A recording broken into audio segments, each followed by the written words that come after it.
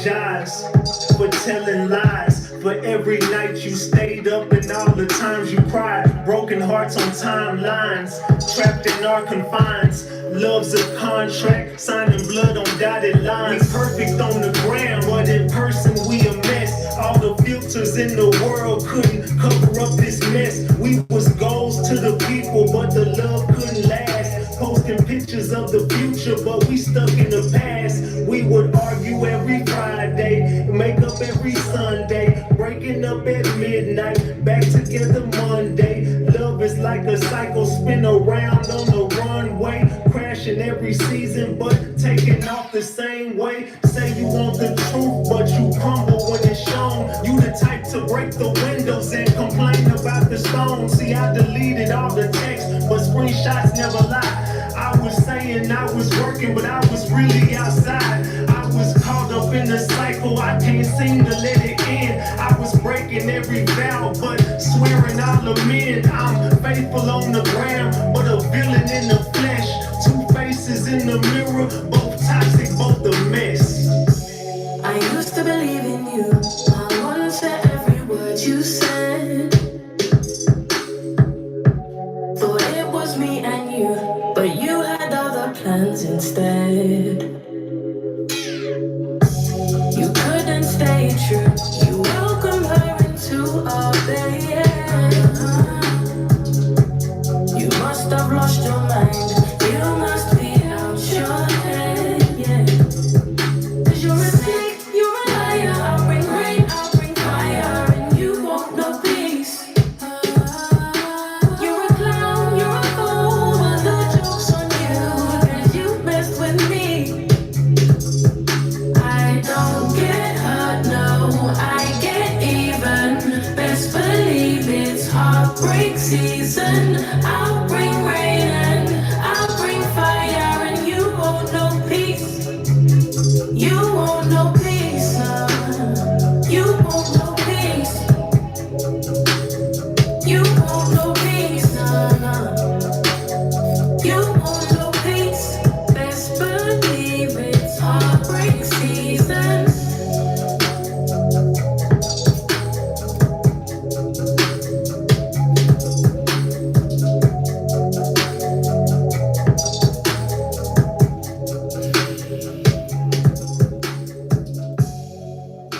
What's good, everybody? Salute, salute, salute, salute, salute. Get the likes up.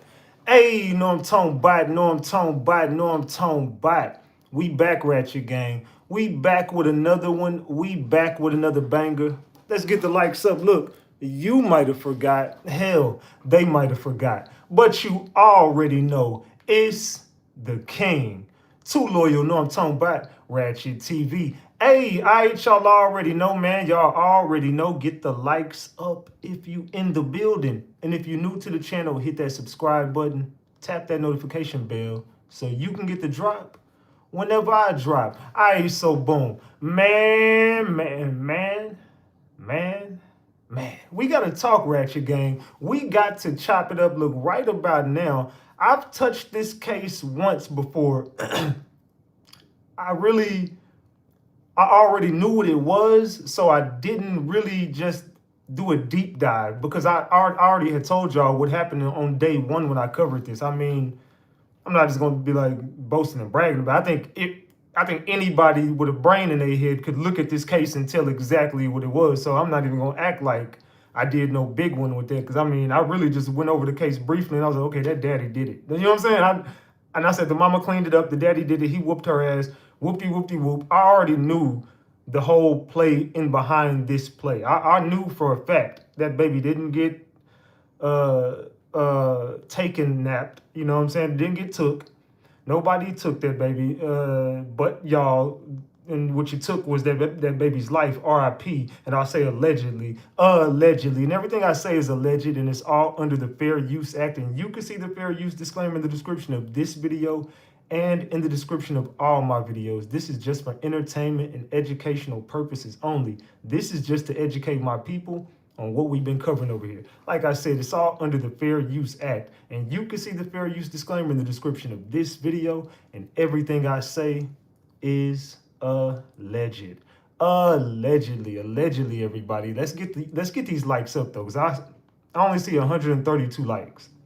Y'all know I ain't going for this. Salute for the super chats though. I do appreciate the super chats. If you did send one, I think Bugalip sent the 2-piece, TT sent the 5-piece, and I didn't catch whoever else sent one. Salute to everybody else. I appreciate everybody. Just double tap your screen if you wouldn't mind. Everybody just double tap your screen. That's all you got to do to like the video. Just double tap your screen. So, have you guys been keeping up with this case? Let me know in the chat. Have you guys been keeping up with this case? Yes or no? A simple yes or no would do. Are there pictures with Jake or Rebecca and the baby? The police said when they went into that house, not only did they find blood, a nice amount. I'm just gonna put it like there was a very nice amount of blood in there that they found. Comes back, it's obviously of the baby. Done. Obviously, it's of the baby. You know what I'm saying? And also, they said every single picture that was in that house no longer existed. They had no pictures of that baby in there. They also said the clothes weren't, that baby didn't have no clothes there, nothing. Everything of that baby was gone. They threw all the baby clothes away. They took all the pictures off that wall and tried to clean up said blood, but didn't do a good job cleaning up. So what they did to that little one was horrific. So whatever happened, it was no accident. This ain't something that was accidental. Oh, and I'm just gonna cover it up because I'm scared. No. What they did was torture. You know what I'm saying? What that man did, and this just wasn't the only time. He just went way too far this time.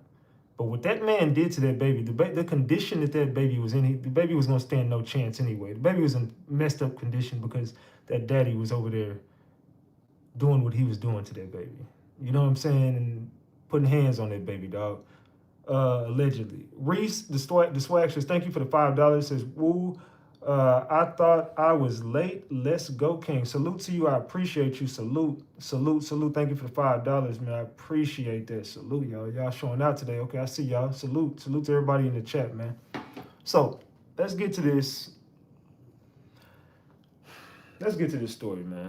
Let's take the glasses off and get serious for a second, man. What they did to that baby was horrific. You know what I'm saying? And if you've been keeping up with this case, I want you to drop the gems so I know how to cover it. I've been keeping up with it. I just haven't been covering it because, like I said, I already knew what was going to happen. I knew the mom and dad were going to go down for this. I already knew that woman knew what happened. I knew that man did it. This was an easy, open, and shut case for me. It was not something for me just to keep talking about. But now, I think we're at a good point to bring this back to the forefront. So salute to everybody. Let's go ahead and get started. Jelly Bean, thank you. Says, let's go Ratchet Gang. Get them likes up. Salute to you, Jelly Bean. I appreciate you for that $10. Salute. All right, y'all make sure to show some love, man. We got people coming into the building now. Let's go. Who else just dropped the super chat? Alice, hey, thank you for the $2, Alice. Salute. I appreciate you. Salute. All right. Are y'all ready to start this show? If you've been keeping up with this case, drop the gems. If you have not, drop the eyeballs. I keep almost saying it, but there you go. I said it. If you've been keeping up with this case, I want to see the chat filled with gems. If you have not been keeping up with this case and you need to be caught up, you need me to catch you up, then drop the eyeballs in the chat. Let me know in the chat, have you guys been keeping up with this case? Have you guys been keeping up with this case? I'm looking at the chat. Okay, I see a few people who've been keeping up, but I see a lot of eyeballs.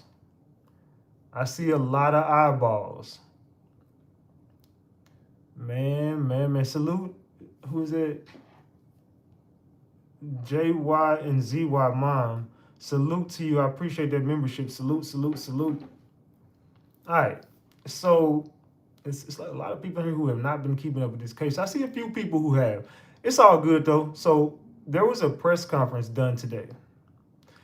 Now, also, there was a few updates in this case, as well as some weird ass information. So, you guys know that they sent in a fake cellmate, and the daddy snitched and told him everything. That's how he got caught up, allegedly. King, let's go break it down. Love you. Love you right back. Belinda Scipio, salute for the $5. I appreciate you. Salute, salute, salute. Where we at? We got $36 on the screen, y'all. We got $36 on the screen, y'all. Let's go. Let's go. Come on, y'all. Let's continue to support. Salute to the chat, man. All right, so they sent in a fake cellmate to the dad. The dad ends up telling the fake cellmate whatever he did to the baby, whoopty whoopty whoop. But this dude tried to say, this is what the daddy tried to say. The daddy allegedly is saying he was sleeping really hard one night and he rolled over and suffocated the baby, basically, accidentally. This is what the dad is saying. He's saying, I was sleeping really hard and I rolled over on him and unalived him. And that's what happened.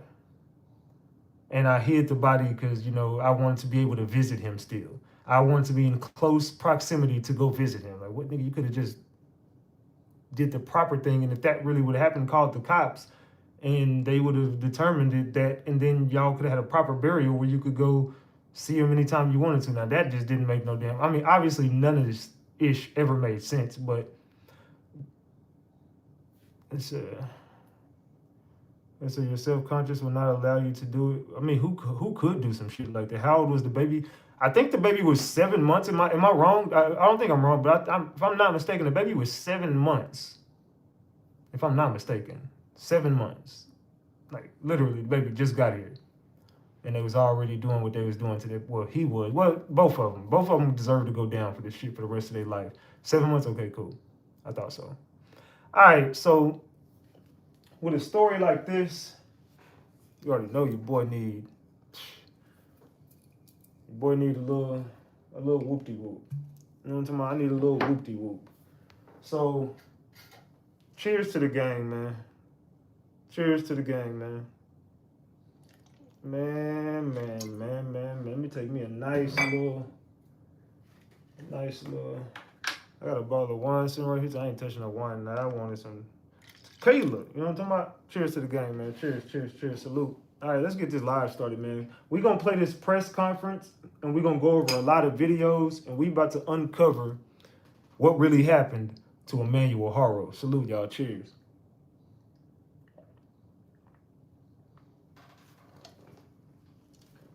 Shit. That was like 2 shots. Shit. Man. All right, salute to Heed. Says no birth certificate. We actually don't know the age. He looked around 7 months, though. But the baby also has shaken baby syndrome, too. I don't know if y'all knew that. They had gave that little baby shaken baby syndrome, man. They was shaking that little baby and doing all type of weird shit, bro. All right, so this is what we're going to start with. Do y'all want to start with this press conference to understand what's going on? Hold on, let's get over here. Do y'all want to start with this press conference so I can update y'all on exactly what's going on? Let me turn this shit up. Let me turn my mic up. No, I think I might be. Hey, all right, I should be good. Here, I want to thank as well for introducing. All right, there we go. All right, so do y'all want to start with the press conference so I can catch y'all up on everything and then we run the videos? Let me know in the chat. Y'all cool with that? Everybody cool with that? Man. All right. Let me put it right here. All right, there we go. All right, there we go. I had to turn it up, son. All right, let's go. All right, let's get it started, man. Everybody do me a favor if you wouldn't mind. We need more people to like this video. Let's get this trending. Let's get this live trending right here. This is RIP to that little baby, man. We're going to get to the bottom of what exactly happened to Emmanuel Haro. But for now, I want everybody to double tap your screen and like the video. This is the press conference that took place today. And this is going to give you the information that y'all been looking for. Have y'all seen the press conference? If you've already seen it, drop the gems. If you have not seen this, drop the eyeballs. If you have already seen the press conference, I want y'all to drop the gems. If you have not seen the press conference, drop the eyeballs. Let me know. So I know how to. Okay, a lot of people start off saying they haven't seen it. And yeah, vote on the poll too. We got 300 votes on the poll. I'm asking y'all, was Emmanuel's parents involved? I want to know if y'all think they was involved. Right now, let's see where we stand. Right now, yes, 76%. I'm not sure, 22%. And 3% of the people think they're innocent. I would like to hear from the people who actually think they're innocent. I think, hell, they family might be up in here watching this shit. Who the hell think they innocent? Would anybody like to share their thoughts in the chat if you think that these people did not do this, and if you really think this was an accident? I want to know who really thinks this was an accident. All right, so let's get to this. Let's get to this press conference, everybody. Let's see. I gotta be chopping it up throughout this press conference. So this is gonna be this is gonna be one portion of the show right here itself. The way I'm gonna have to cover this, we're gonna have to do a whole portion of the show. So probably the first hour and a half, we'll be going over this, and then we'll get into the back end, which is all the juicy details and everything after we chop it up about the press conference. So we're gonna get everybody caught up with the press conference, and then we're gonna go into the video portion of the section, which this is video. But I got some other content with this that's gonna break a lot of stuff so y'all can know exactly what I'm talking about, and it'll just be it's gonna be a good live, basically. Y'all just fasten your seatbelts, take you a shot, go ahead and spark up your CBD, get your snacks, put dinner in the oven, or if you already made it, grab it out the microwave. Let's go. As well, Jason Anderson, San Bernardino County District Attorney. I want to start by thanking these gentlemen up here. I want to thank the San Bernardino County Sheriff's Office for their professionalism and their cooperation and the great work that they've done here. Can y'all hear it? Let me know in the chat if y'all can hear it good. Let me know in the chat. Can y'all hear it? So far. I want to thank Jason Anderson and the San Bernardino DA's office. His Bureau of Investigation has recently formed a high-tech crimes unit.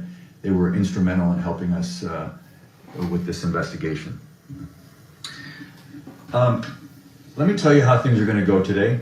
There's going to be several individuals that make statements up here, and then when we're all done with the short statements, I will come back up and we will have a question and answer.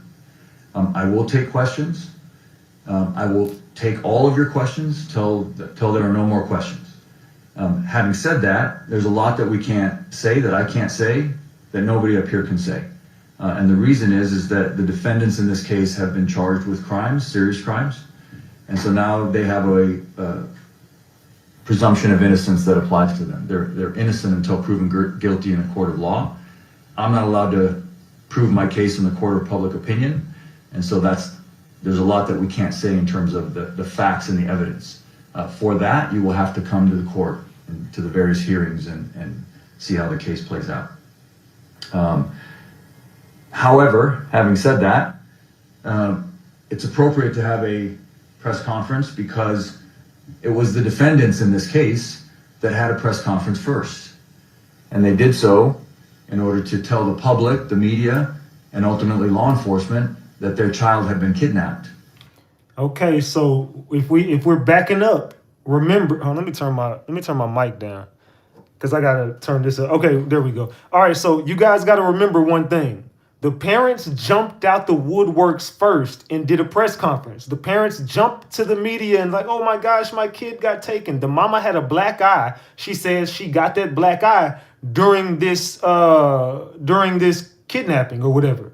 So come to find out, she had already had these injuries. They could say as early as August 3rd, she already had these injuries on her. You know what I'm saying? So they said that she had already gotten beat up, and obviously we know it was the daddy putting hands on her too, her husband putting hands on her too, just like he was putting hands on that baby. So they already knew that this was all BS. She already had those injuries. She was going into the stores acting like she went to the store the day before saying, hey y'all, do y'all got cameras over here? So she knew no cameras was over there and she could try to sell this story because they was trying to figure out how to get away with unaliving that little baby. That was the whole plot. This whole thing was for those two parents to try to figure out how they can get away with unaliving that baby. Let's go. When in fact that's not what occurred.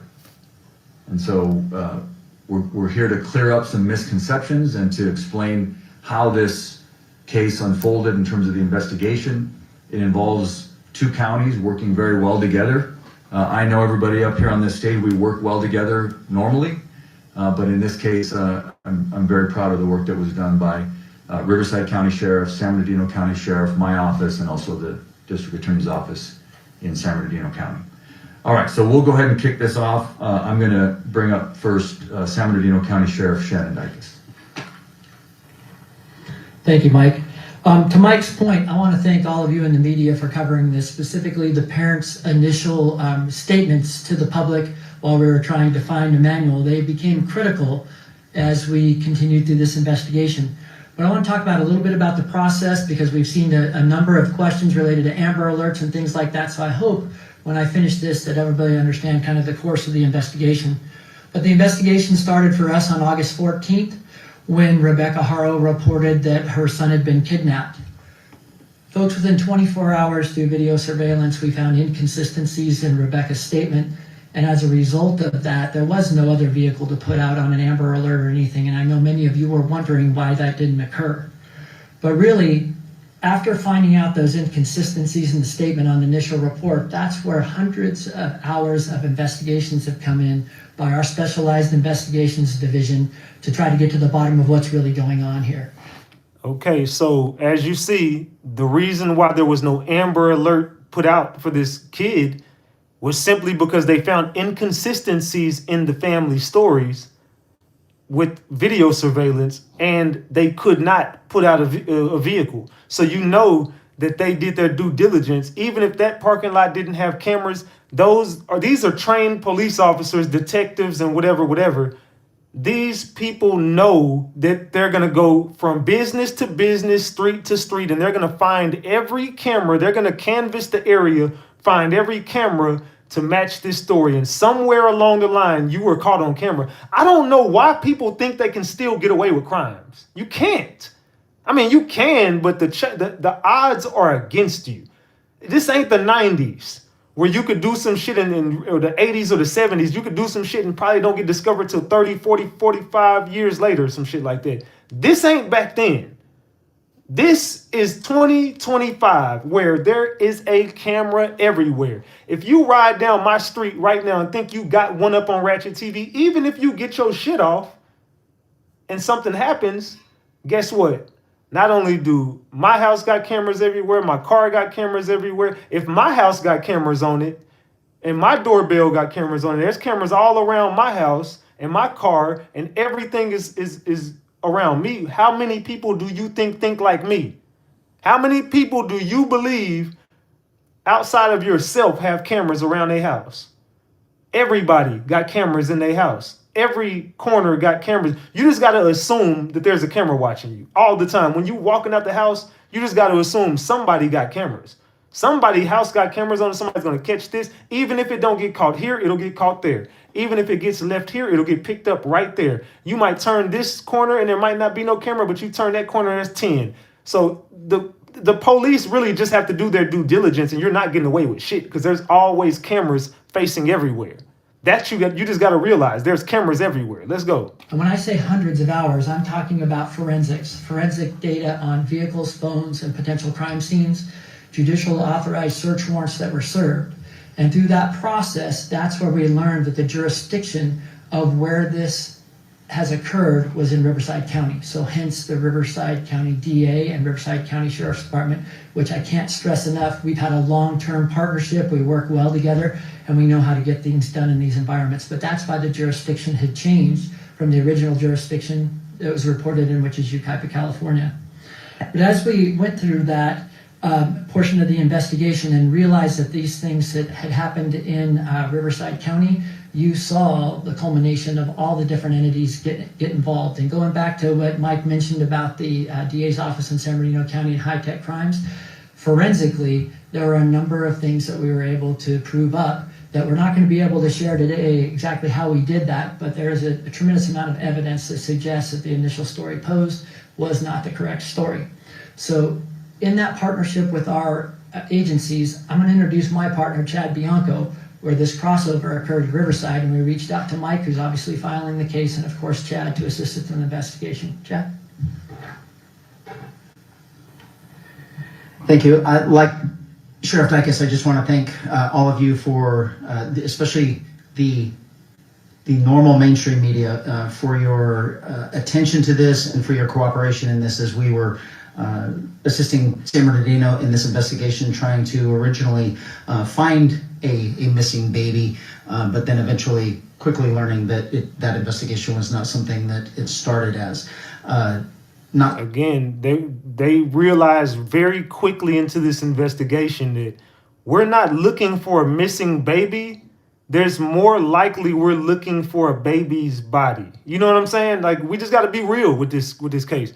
We all knew that we're not looking for a missing baby. What did y'all do to him, and where is he at? You know what I'm saying? We know he's not here anymore. Where is his body? That was what became of this case really quickly. Nobody believed they were looking for a missing child. Everyone looked at the parents like, what did you guys do to him, and where can we find him? Because we know he's not here, but where can we find him?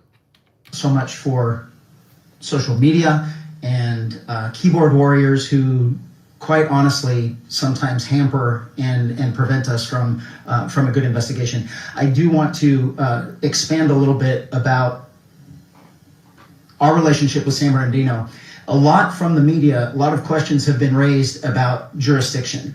And what Sheriff Dicus and I routinely talk about to our own communities isn't really necessarily displayed in the media or said to the media, but neither one of us care about jurisdiction. Our belief is that the Inland Empire is better served when we are cooperating and working together.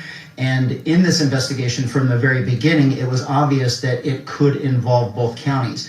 When something like that happens, particularly in this case, the original investigation began with Sheriff Dicus, and if he chooses to take it to the end, he will, which obviously he did. And my position is Sheriff Dicus is responsible for this and the assistance of my department. So there is no asking us, there is no anything like that. It is, we have to serve our public best, and he has every single available resource that the Riverside County Sheriff's Office has to offer to make sure that we provide justice in this case. This is an extensive investigation with both agencies that ultimately is headed by the supervisor of the Detective Bureau from the Sheriff's Office in San Bernardino. But the cooperation, as you can see, between the both counties is what is going to bring this to a successful conclusion. There is absolutely nothing, no crime more important than the injury of a human being, particularly a child. I agree with that statement. It's like, we care about all human life. Of course, I don't agree with anybody being unalived. I just don't. You know what I'm saying? Now, different circumstances may call for certain actions, but for the most part, I would say I'm totally against unaliving people. But we got to be real, man. This case right here, man, it's fucked up. It's fucked up altogether, man. But yeah, we just gotta get to the bottom of this, man. Where is that damn baby at? Let me ask y'all a question before I continue.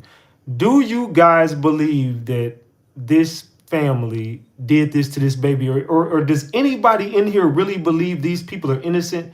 If you believe they're innocent, I want you to drop a heart in the chat right now, any color heart. If you believe this family is innocent, drop the hearts. If you do not believe they're innocent, if you think they're guilty, drop the pissed off emojis. Just drop a mad emoji right now. If you think that this family is innocent, drop the hearts. If you think this family is guilty, drop the mad emojis now. And the amount of resources that were expended to find this baby and to ultimately... Oh, but to finish my point, I was going to say, I'm totally against unaliving people, but especially like when it comes to kids, it hits different. That's what I was going to say. My bad. I completely lost my train of thought. But what I was going to say is I'm completely against unaliving people. But when it comes to kids, come on, dog. Like, kids are off limits on everything. You got to protect the children. I mean, protect everybody. But come on, man. The kids, man. They haven't even learned nothing yet. They haven't even got a chance to grow up. Let's go. Bring the people to justice responsible for the loss of this baby. I can't even tell you the amount of resources that were expended in this. It is a massive investigation that will obviously be ongoing, and we appreciate your efforts. This involves a lot of things, though, from us, and hopefully there are more questions to be answered, but I'll end it by saying this before we get into more questions specifically about this case. This was preventable in numerous ways. The amount of response we have had from the public, the enormous anger that a child was not only originally thought to be kidnapped, but then presumably murdered, kind of warms my heart a little bit, that there is compassion still out there. There is care about other people. There is, people actually do care about other people. There is absolutely nothing worse than harming a baby. Broken bones, injuries, life-altering trauma. And I'm telling you, what they did to this baby was unimaginable. You couldn't imagine doing this to your worst enemy, let alone a baby. That area is Cabazon, Tribal Cartel Trafficking Hub. Thank you, Heed, for the 2-piece. I hope I said that right. But thank you so much for that. Yeah, I mean, it's a lot going on right there, man. But what they did to this baby, they did. And I'm just gonna go out on a limb and say they dismembered and tried to. I don't even want to say what you know what I'm saying? They just did some stuff, bro. I don't even want to say what it'll come out eventually, but yeah, this is a tough one, man. I don't even want to say it, dog. Let's go. And had that case been successfully handled how it should have been, Emmanuel would still be with us today. So I thank you all for taking the time and the effort to make sure that the world sees this investigation, and we will successfully bring it to conclusion with the help of both DA's offices. Thank you, Sheriff. I neglected to mention that. So real quick, y'all, the dad also was seen leading the cops to where the body is. The daddy knows exactly where the body is. It might have just slipped his memory on exactly where he placed it, but the daddy definitely has led the cops to the area where he did bury that baby. Whatever he did to that baby, they're going to dig it up and find out exactly what happened to that baby. I'm finna take a shot, man. I need one for this live, man. I ain't gonna lie to y'all, man. Covering this shit, I'm gonna need another shot, man. Cheers to the game. Let's continue, man. Sergeant Nicholas Clark is the lead investigator on this case. So even though he's San Bernardino County, he will be functioning as the lead investigator on this case, which is ongoing. The investigation is ongoing, even though we have filed charges. And then Brandon Smith is going to be the lead prosecutor on the case, obviously Riverside County prosecutor. And with that, obviously you all know, yesterday in court we filed murder charges on both Jake and Rebecca Haro. We also filed filing of a false police report. And with that, I will take questions. I know you're gonna have a lot of questions. I do want to lay some ground rules. The way we do it here is don't shout at me, no chaos, just raise your hand. I ask you to ask me one question at a time. I'll do my best to call on everybody. When we've gotten through everyone who has a question, then we can go back and ask more follow-ups, okay? So I'll start here in the front row. Yes, Matt. My question is, first of all, do you have any idea where baby Emmanuel is at this time? She said, and I'm going to repeat every question that I could hear because I know it's going to be kind of low for y'all. She asked, do you have any idea where baby Emmanuel is right now as we speak? You know, yes, we have a pretty strong indication of where the remains of baby Emmanuel are. And what did I tell y'all? You hear how he's wording this? Look, they know that this baby was dismembered. They know that they scattered these parts around. They know the area. The dad has led them to the area. He's told them what he did to that baby. It's over. They're done. The daddy told them what he did. They already got led to the spot where he did what he did. Now they just got to go dig stuff up and just figure it out, man. Listen to how he's wording it. He's like, they asked, do you know where baby Emmanuel is? He said, we know where these remains. Like, you know, notice how he wording that shit. So that investigation is ongoing at this time. Yes, go ahead. Matt Johnson, Court TV. What was the information that led to the initial search off the 60 in Moreno Valley? He asked, what was the information given to you that led to the search in Moreno Valley? The initial search. What information did you get that led into that search? Sheriff, you want to take that? He called the sheriff. You come take that question. Fuck that. I'm gone. I'm not going to go into great detail about that, but there is some level of cooperation with the suspects involved in this, and we're trying to locate that, and our job is to follow every lead. You hear what he just said? There's some information by the suspects. Listen to what I'm telling y'all. They've already snitched on themselves. They know that it's over. They're just trying not to get the death penalty at this point. So look, you cooperate with us, you're gonna get life without parole. You're never coming home. But whatever, you know what I'm saying? They'll figure something out. But they've definitely cooperated in some ways and told them exactly what they've done and what they did with it. But I think that they're blaming it on something else. The information will be out there pretty soon. In my mind, I think they're blaming it on something else. Like, look, we did this because of. Now, keep that in mind. Let's go. But for the rest of the room here, we have to understand what you're dealing with is an experienced child abuser that is aware of a previous case, that is aware of evidentiary things that we are certainly concerned with. So we're going to take every step to not only work with any suspect or witness involved in this, because at the end of the day, we have to bring a case to Mike and they have to charge it. And we have to make sure that every single thing, no matter what is told to us or what we discover in terms of evidence, is the right thing and that we followed up extensively. Okay, who's next? I'll go to you first and then to you. Go ahead. Fox 11 News. Do you believe you know how baby Emmanuel died or was killed?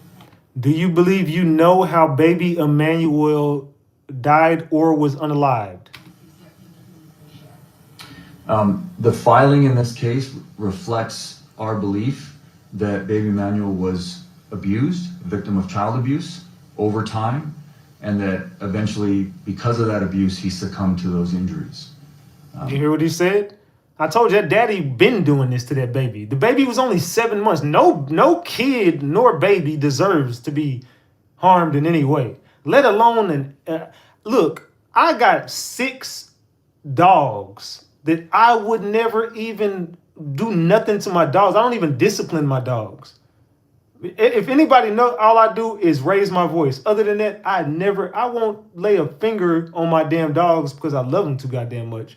And I got respect for not only human life, but any life, period. Now I might swat a fly, you know what I'm saying? I might swat a fly here and there, but come on. I mean, they annoying. But no, but anyway, you know what I'm saying? I got respect for life. I couldn't imagine doing anything to anybody. I couldn't harm nobody, dog. That's just me. I can't do it, but let's continue. That's what we believe. 7-month-old baby at that, though. But no kid deserves it. Nobody deserves it. But a 7-month-old baby was being harmed. I'm talking about beaten bad, broken bones. At 7 months old, no 7-month-old should have broken bones, bro. What are we talking about? Let's go. Yes, sir. Eddie with Action News. I noticed on the arrest records and booking records that they do have Jake Haro as murder with malice and also another murder charge as well. Is there a second murderer? He said they have a unaliving with malice charge and another unaliving charge. So was there a second unaliving or what's going on with that? Can you explain to me why there's 2 unaliving charges? We charged both Jake and Rebecca with murder. Who's next? Yeah, sorry, Rob. This is in reference to what Kat was talking about, but can you go into some detail about that case in 2023 and what? He said, can you go into detail about that case in 2023? So what he's asking him is about the dad's previous charge.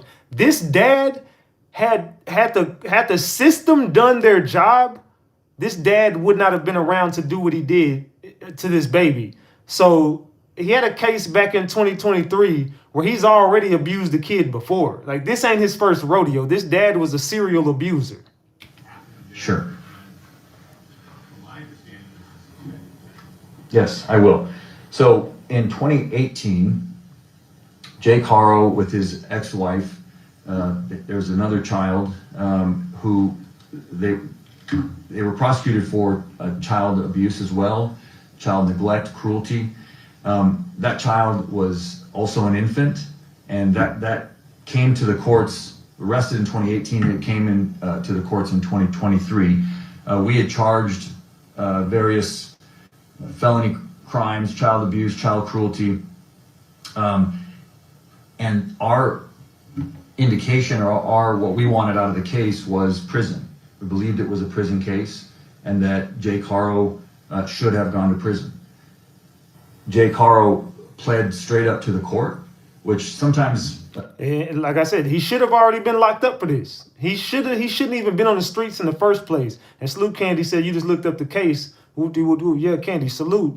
This is a great case to cover, and I think a lot more attention should be on this case so we can protect these kids. And Candy, get your damn membership so you can get your Mile Ranch back. You better get your membership though, Candy. Salute to you. All right, let's go, man. Let's continue this damn press conference. Do y'all want to continue this press conference? If y'all want to stop, I can stop it. If y'all want to continue, we can continue. Let me know in the chat. Reporters get this wrong, and you call it a plea bargain. Judges are not allowed to plea bargain. Defendants can plea bargain with the prosecutor, but when a defendant pleads up to the court, they plead to everything that they've been charged with, and they're essentially throwing themselves on the mercy of the court.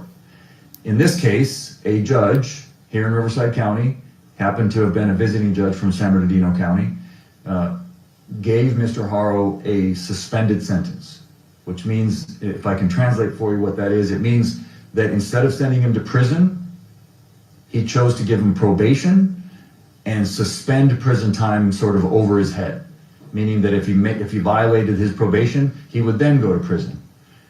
My prosecutor in the courtroom objected to that and said on the record, we object, we think it's a prison case, you should send him to prison. And the judge decided, as is the judge's right to do in that case, he decided that Mr. Haro deserved an extra break and gave him probation and basically 180 days of work release, which ends up being like community service. I will say that it was an outrageous error in judgment by this judge. And I don't have any problem saying that. I'm not attacking the judge personally. That decision was absolutely outrageous. Mr. Haro should have been in prison at the time that this crime happened. And if that judge had done his job as he should have done, Emmanuel would be alive today. Y'all hear that? There was a judge who ultimately decided the guy needs another chance, give him probation. The courts did their job and found him guilty of whatever they accused him of abusing that kid. And the judge sentenced him to probation. They were like, man, look, we can save another child if we get this man off the streets. The judge was like, nah, he deserves another chance. And now that judge has to be shaking his fucking head thinking, I didn't save that child. I could have saved this kid's life had I done my fucking job. I mean, hey, I agree with this dude. Get on the fucking national platform and diss this judge who gave this guy another chance to go abuse another child, but go too far and take the child's life. Now, baby Emmanuel can't even have a life. He can't do nothing. He can't breathe. He can't think. He can't talk. He can't walk. He can't learn how to do nothing. He can't learn how to get up and play sports, play a video game. You fucked this kid's life up at 7 months old, bro. Not even that. You fucked his life up from the very beginning. You don't even deserve to be a daddy. And when you get locked up and you get sentenced and they send your bitch ass to prison, I pray that everything you did to this baby, God makes you pay for it. Let's go. And that's a shame, and it's an outrage. And I hate to say that, but when our criminal justice system breaks down, I'm going to just call it like it is and tell you it broke down. It's not how it's supposed to work. The judge had obviously meant well. At the end of their sentence, he told Jake, I'm giving you a big break today, don't mess it up. But I want to point something out to you. I want to read to you the injuries. That the child's name is Carolina. So She's still alive today. Oh, my but bad. She is permanently bedridden. Hold on, my She bad, has y'all. permanent damage. So this is let me rewind it a little bit. This is the other baby they're speaking about. This is what he did the first time to this other baby. So when y'all listen to this is what Emmanuel's dad, Jake, did to the first baby that they charged him with. Let's continue. The child's name is Carolina. She is still alive today, but she is permanently bedridden. She has permanent damage, cerebral palsy, that is a result of long-term child abuse. I want to read to you the injuries that were presented in court to this judge at the time of that previous prosecution. So pay attention. This was the first go around. Listen to what he did to this kid, y'all. I want you. Do y'all already know what he did to the kid? Drop the gems if you already know. Drop the eyeballs if you getting some brand new news. Let me know in the chat if you already know what he did to this kid. Drop the gems. If you don't know, drop the eyeballs right now. Let's go. Acute fracture of the posterior left rib, fifth rib. Healing fractures of the posterior lateral 6th, 7th, and 10th through 12th ribs. Healing fractures of the 6th and 9th through 12th ribs. Partial bone fracture of the skull, brain hemorrhage, significant prevertebral soft tissue swelling of the neck, and a healing tibia fracture of the right leg. This is severe abuse for an infant. An infant. This dude has a fetish for just destroying babies' lives. Like, what is this? I mean, who could even do this to an infant, a baby, a child, a kid, a teenager, an adult? Like, who could do these things to people and just, like, we live in a fucked up world in a society, bro, where people actually can do things. Like, who can really just fuck up a kid? Like I said, bro, I got dogs who I look at like kids, bro. I don't even bathe my dogs outside because I think they deserve more, and I bathe. They got their own bathroom. That's how much I give a fuck about life, bro. Like, what the hell? I could never even treat my dogs like that. I would never treat an animal or a human being like that's fucked up, bro. So, whatever you think of the criminal justice system and people need a break, someone who does that to a child belongs in prison, period. Next question.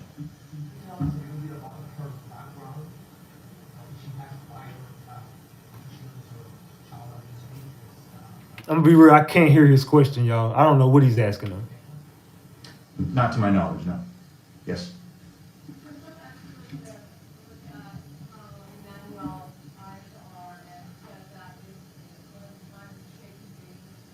I'm gonna be real, I can't hear. They must be way in the back. I can't hear what they're asking him.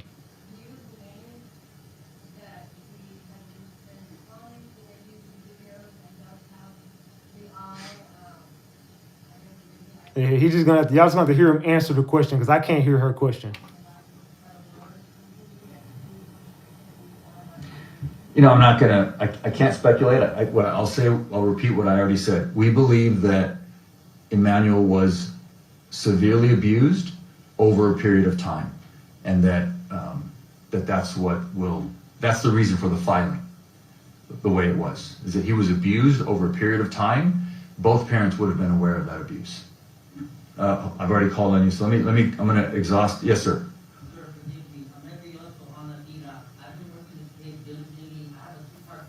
No, one question, sir. One question.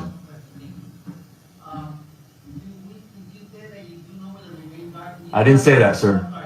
I didn't say I know where the remains are.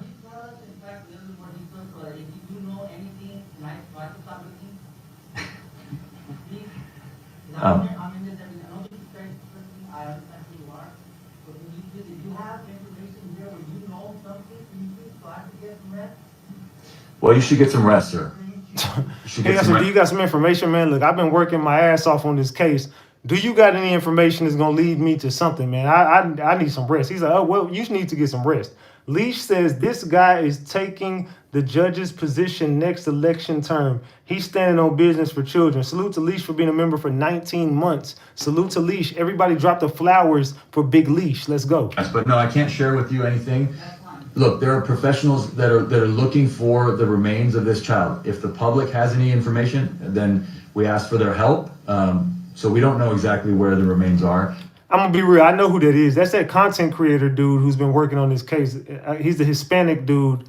I know exactly who that is. We have some ideas in terms of where we're going to look and where we're going to continue to investigate. Yes, sir, all the way in the back.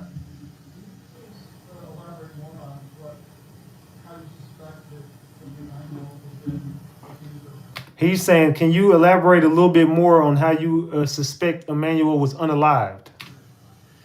No, I'm not going to do that. That's unfortunately, I understand it's an obvious question, but I just can't go into it. Those are things that the evidence will be presented in court, and I'll have to wait till we do that. Who's next? Yes, sir. Can you explain? I know we both have charges filed against them. Salute to Relevant Loves has saved the children. Hold on, let me go back and read this. It says, save the children. Thank you, Ratchet and the gang. Salute to you, Relevant Love, for the $10. Thank you. Jake or Rebecca, both were actively involved in abusing Emmanuel? He's asking, was the mom and the dad both actively abusing that baby? Or was it just Jake?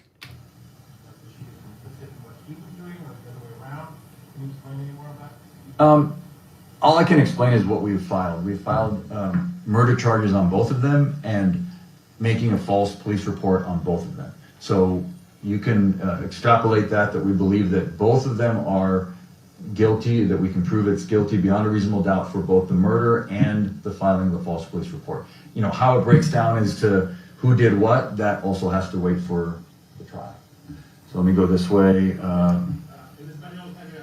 Okay.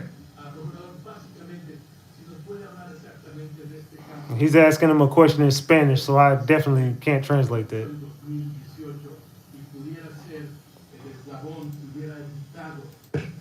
En nuestro trabajo. Okay, so Probation. He's asking him a question in Spanish. I couldn't translate that. There's been rumors that Emmanuel had used for days prior to August 14th. No. There's been rumors that he was unalive before that date. Any information on that? Unfortunately, I can't. That has to wait for the trial to come out. Yes, sir. Given the history that Jake's been obviously charged with previous child abuse cases, has CPS been involved with Emmanuel throughout his life at all, or have they ever checked their phone parents? He's asking about Jake's previous charges as well. To my knowledge, CPS has not been involved with Emmanuel. I don't believe there was any CPS involvement in this current case. So they were asking about CPS ever being called on Emmanuel, and he's saying no. Let me go. I've already called on you. So have I called on you already? No, go ahead, please.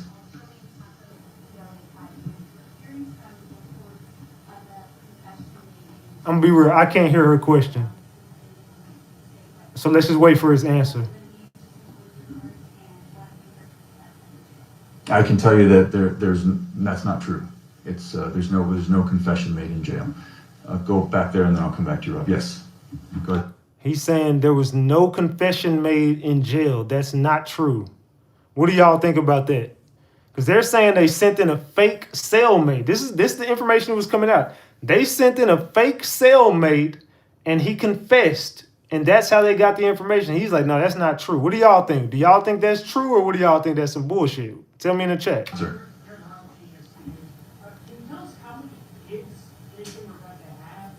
How many kids do Jake and Rebecca have at the time of the arrest? Yeah. Well, there's the 2-year-old and then baby Emmanuel. Yeah. Going back there, yes, ma'am. Yeah. And they took that 2-year-old, obviously. They took the 2-year-old, obviously.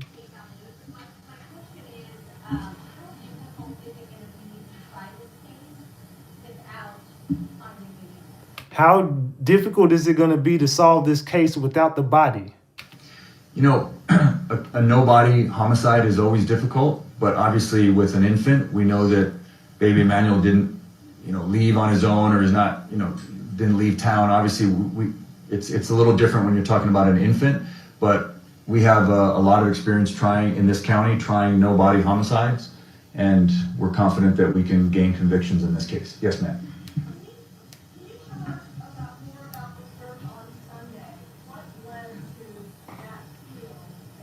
She's saying, what led to that field search on Sunday? You guys went out to that field on Sunday with the dad. What led to that? Well, I think Sheriff Dyke has already explained that. He answered that question by saying there's been a level of cooperation with the defendants, so that's why they went to that area. But beyond that, that's all I can say. They told what they did to that baby and where the body was at. That's why. The dad went out there and told them, look, this is what happened. This is why I did it. And please have some leniency on me. I confess I did it, yes. But I did. I'm telling y'all what's going to come out. The dad is going to say, I rolled over on my kid, and that's how it happened. But he's telling them where the body is, but he's not telling them what he did to him. Like, he's trying to say, I rolled over on my kid and unalived him, and I did this because I wanted to be able to visit him. That's why I buried his body. I just wanted to be able to visit him very close. But once they find that baby's body, they're going to be able to tell that is bullshit. But he's trying to prolong this. Like, look, bro, the body's over here somewhere. I just don't remember what I did with it. They got to go dig up that whole field and find that baby. That's what they got to do right now. They got to go dig up that whole field and go find the baby. And they're going to be able to determine on those broken bones and scattered pieces what he really did. Let's go. Yes, ma'am.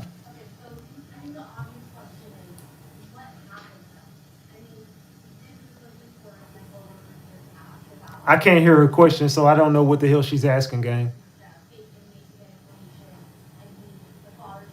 I can't tell what she's asking. See, that's not true. So I don't know where you, well, no. See, this is what happens when you've got all these folks out there online and these keyboard warriors. You get a lot of misinformation, and what you just said is not true. It's misinformation. So that's what I'll tell you did not happen. Okay? I can't talk about the facts of the case. Well, no, I'm giving you information about baby Emmanuel. I'm giving you information about the cases and the investigation, but what you just said did not happen. So, that's not, I can't be responsible for when you guys get it wrong. Go ahead. He talking about them TikTokers right now. He like, look, I don't know what you've been watching online, but you got these keyboard warriors that jump online and say anything. That ain't true. That's BS. Stop saying that. Next question. I know you're not found They, but based on the level of cooperation of the suspects, based on the level of cooperation from the suspects and what you know so far, is a strong likelihood that remains were at least in general. he's asking about where the remains are. Yeah, I'm just not going to comment on that. We're looking for the remains. These investigation is continuing. We're hoping to find the remains of baby Emmanuel. Yeah, please, Sheriff. This is to that and to the question before. A problem that we are having in this, basically even on the question that was asked 2 questions ago, is someone posts something on social media and then you all believe that it's true. I actually complimented the mainstream media because you've actually been reaching out to us for comment and actually been printing what we've told you. It hasn't been the sensationalism and the wants for clicks for social media. And that is doing nothing but harming this investigation. And when you form your opinion and come in here and ask questions like that, you're not serving the public in any way. The question way earlier, get some rest. There should be no one out there looking for baby Emmanuel except for us, because all you're going to do is complicate things in the future. And the one thing that I emphasize that I want to make it clear here, the reason this is happening relatively quickly and the reason why we got such a handle on this fast is I believe that the Inland Empire is served better by their 2 sheriff's offices than any place in the state. And this particular case doubled its efforts. So instead of having 4,500 people looking for baby Emmanuel, you had 9,000. And so how did we get all of this information? It's called investigation. And we have 2 entire departments doing nothing but sifting through evidence, searching for evidence, trying to figure out what happened, who is responsible, and how we're going to successfully prosecute it. And misinformation, lies, and purposeful misdirection is going to do nothing but harm this investigation. And I am begging all of you with cameras out here, don't be a part of it. Oh, they pissed off. Oh, they pissed off right now. They said these TikTokers then got out of damn control with these damn narratives. They want control of this narrative. Now, John Cena, come back up here, John Cena. Come on up here, John Cena, Senior. Don't he look like John Cena? Let's continue. You wasted yours in English? I'll get back to you. I'll get back to you. No, I've already called on you. I'll go ahead. I started with you. Go ahead. Go ahead. And actually, it was for Sheriff Bianco. I just wanted to follow up with you because the way you were talking so impassioned about. Oh, they ain't brought the sheriff back up here. Should never happen with that injury to a child. How does this compare to other things that you've seen? You mentioned broken bones in children. You impacted me by the way you said that. So I wanted to know how this impacted you. So I have to, cops get a bad rap of being just heartless souls. I will tell you that most police officers are parents, either dads or moms. And there is nothing more traumatic for us to go through than an injury, a death, or harm to a child. Hey, can everybody do me a favor? If you want justice for baby Emmanuel, double tap your screen right now. We got 400 likes. Let's see how many of these damn near 900 some people in here want justice for baby Emmanuel. Double tap your screen right now.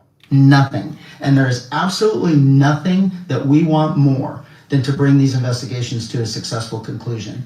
And when we talk about why we're here in the first place, that we believe someone murdered baby Emmanuel, who should still be in prison, but we have this unbelievable love for criminals, believing that they're somehow victims, and now we're all traumatized by it.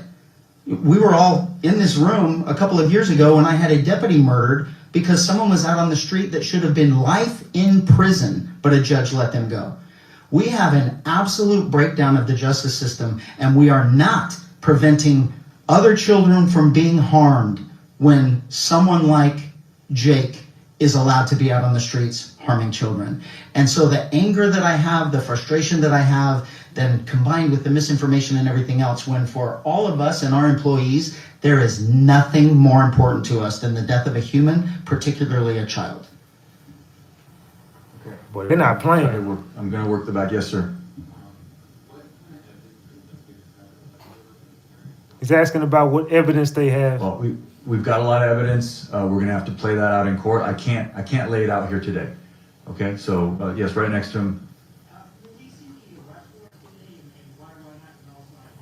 He's asking, can they see the arrest warrant today? What's up, Sabrina? Salute. You might as well get your membership over here, Sabrina. Salute to you. Let's go, gang. They asking about, man, they asking a lot of good questions, but I feel like these prosecutors and the sheriff, they are getting frustrated. What do y'all think? I don't know if we're going to see the arrest warrant today. So that's a pretty short answer for Spanish. So, yeah. This says a short answer for Spanish. No, nigga, no. Go ahead, sir. Go ahead, and then I'll come back to you. He pissed off.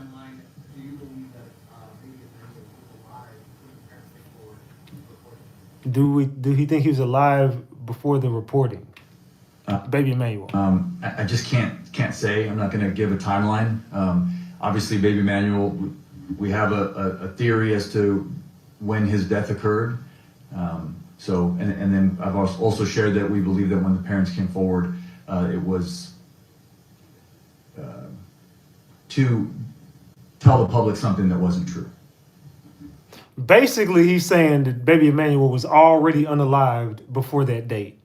Go on, which way? Allegedly. Go ahead. Go ahead. He pissed off. She's asking about the cooperation of the parents. There's a lot of witnesses. Investigators are tracking down every lead. I'm not going to focus in on who's a relative and who isn't. There's a lot of witnesses in the case that are shedding light. Yes, ma'am. I can't hear what she's asking, so we're just going to have to wait on his answer, guys. I can't hear what she's asking. Right. So I'm not going to say, as Sheriff Bianco just mentioned, when you have members of the public that are out there doing their own searches, all it does is potentially prejudice and damage the case. So please, let the sheriff's departments do their job. They know how to do this, right? We're helping with them, anything they need from us, but they are the ones driving this investigation, and they will track down every lead. I have all the confidence in both of these great sheriffs and their great departments. Look, they mad because these TikTokers are starting to they going out look like we finna look for the baby our damn self. Look, this is the day and age where niggas get online and just feel like they can take anybody's job. Nigga, fuck them crime scene investigators. I'm going to investigate the crime scene my damn self. Like, sit your little ass down somewhere. Nah, man, these cops frustrate me. I need to take another shot, gang. Are y'all with me or are y'all against me? Take a shot. Let's go. Cheers. Let's go. This investigation is ongoing, yes. Yes, ma'am. In an effort to dispel all of that misinformation that we're seeing on social media, has a plea deal been offered to either Jake or Rebecca? Is that a possibility, and is this a death penalty case? It's not a death penalty case.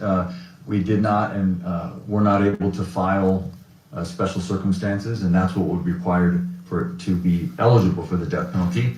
This is, we filed 2 counts of homicide, which in this case is murder, against both Jake and Rebecca. So not a death penalty case. What was the other? Has a plea deal been offered No. to either one, and is that still a possibility?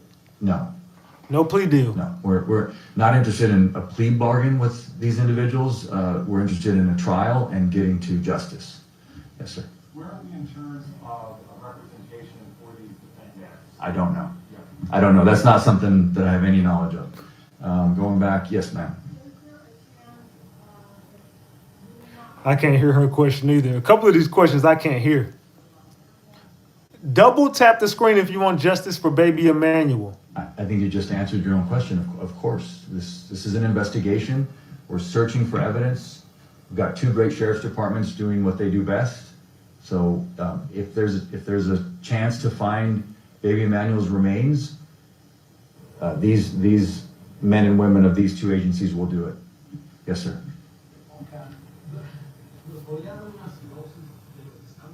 Okay, he's asking this question in Spanish. I can't translate that. Not sheriff.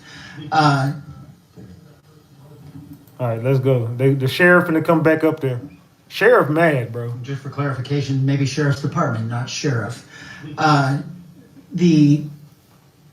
There was a call for service that was generated by Jake that we investigated concerning a child abuse case, and that's all I can give you on that. And it was in Moreno Valley. No, not at this time.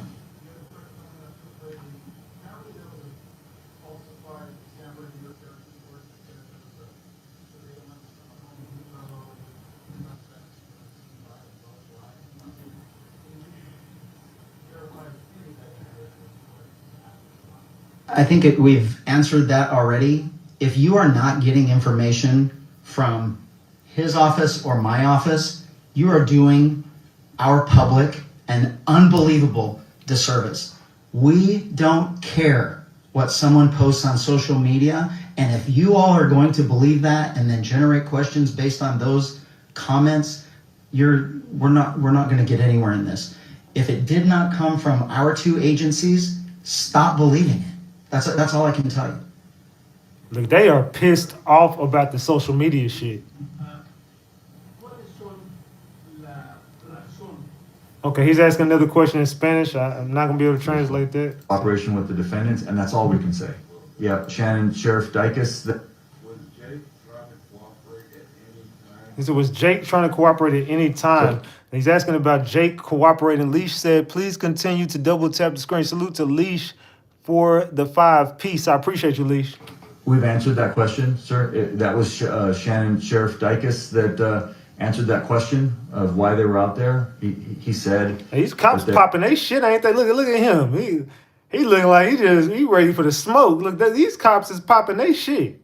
There was some level of cooperation with the defendants, and that's all... Looking like Steve Wilkos. Let's go. We can say. Yep, that's all we can say. Yes, ma'am. Do you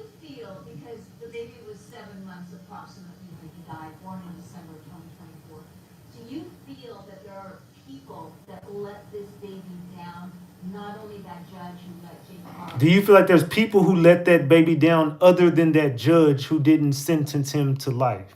I mean, to sentence him to prison time. He should get life. We're talking about 7 months of child abuse, or several months of child abuse. Do you Several months of child abuse were going on with this kid. think there are other people who failed this baby, possibly by not reporting Do you think there are other people who failed this baby by not reporting the child abuse? what they were seeing, what they thought was happening? Well, certainly this baby was failed by his parents. So that's first and foremost. So yes, beyond that, I can't comment. But yes, everybody failed this baby that was close to him. Yes.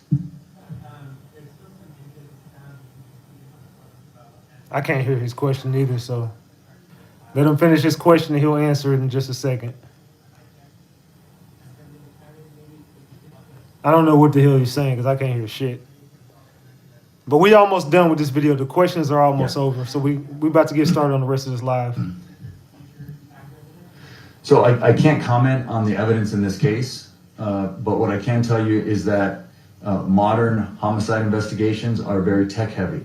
And we have 2 very modern, cutting edge sheriff's departments in Riverside County and in San Bernardino County. And so, yes, what you mentioned was the high tech crimes unit of the San Bernardino DA's office, their Bureau of Investigation. They assisted, and beyond that, I can't say what they found. That can't get into the evidence, but yeah, this case is going to be built on, like almost all homicide cases now, electronic, digital evidence. It all comes into play. Go ahead. Did the family ever seek medical attention for baby Emmanuel Did the family ever seek medical attention for baby Emmanuel since he was born? since he was born? I can't comment on that. Can't comment. Yes, ma'am. What's She said, what's next? Fuck that. What's next? next is, first and foremost, the investigation will continue, and it's led by the San Bernardino Sheriff's Department, and then also Riverside County Sheriff's Department assisting, and then the prosecution will begin. We filed the case. The case will begin to work its way through the criminal justice system here in Riverside County. Other folks, yes, we're coming to the end here, I think. Go ahead. I can't hear what she's asking, so I can't repeat that question for you. Not at this time, no, we're not looking at anybody else. We believe that this is the filings in court that will be in this case. Now, that could change if new evidence comes in. Yes, sir. I can't hear his question either. either. House fire next door. So. He said he wasn't, remember the house fire everybody said happened next door? He said he's not aware of that. Yes, sir. I can't hear his question either. But they finna end this shit anyway. Sorry, I can't talk about that. Anything else? Okay, so the last question is in Spanish, and we're done. We can't translate it. So that was the hearing from the family. I mean, from the police about the family. So let's continue, guys. Let's get back into this live now, man. We about to get into the juicy details of what the fuck is going on. Hold on, let me turn my damn volume up.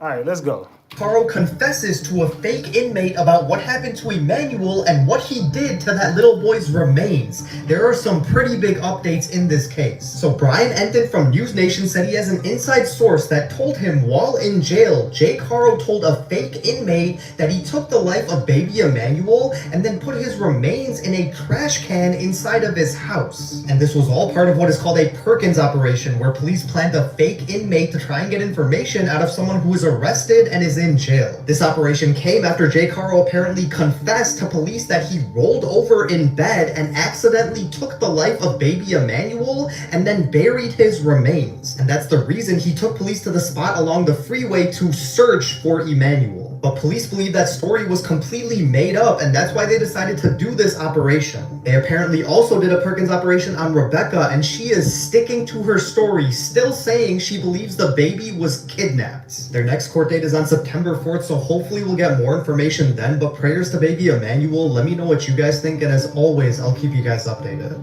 So let me ask y'all a question. Do y'all believe that? Do you guys believe that he really confessed to an inmate, or do y'all think that's a lie? Because the cops are saying that's a lie. What do you guys think? Did he really confess, or is that a lie?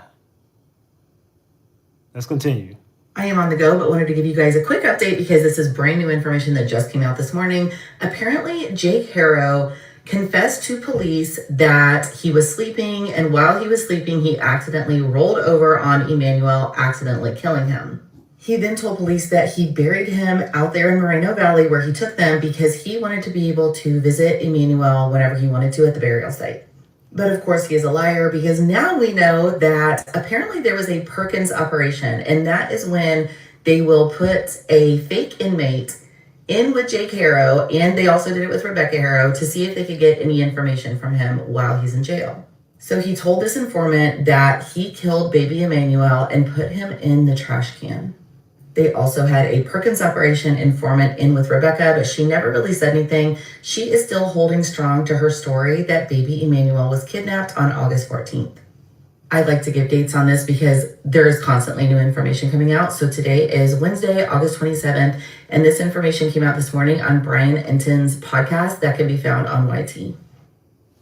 What do y'all think, man? What do y'all think about that, man? Like I said, if you want justice for baby Emmanuel, double tap your screen to like the video right now. If you don't want justice, just sit there. But if you do want justice, double tap your screen. Double tap your screen if you want justice for baby Emmanuel. Let's go. You now may know exactly what happened to baby Emmanuel because of what police call a Perkins operation. This is where police go undercover as an inmate to get information from other inmates. And they allegedly did a Perkins operation with both Jake and Rebecca, and this is how they found out exactly what happened according to Jake. Well, this is all according to Brian Eaton and his sources, but if this is true, this is wild. Listen to this.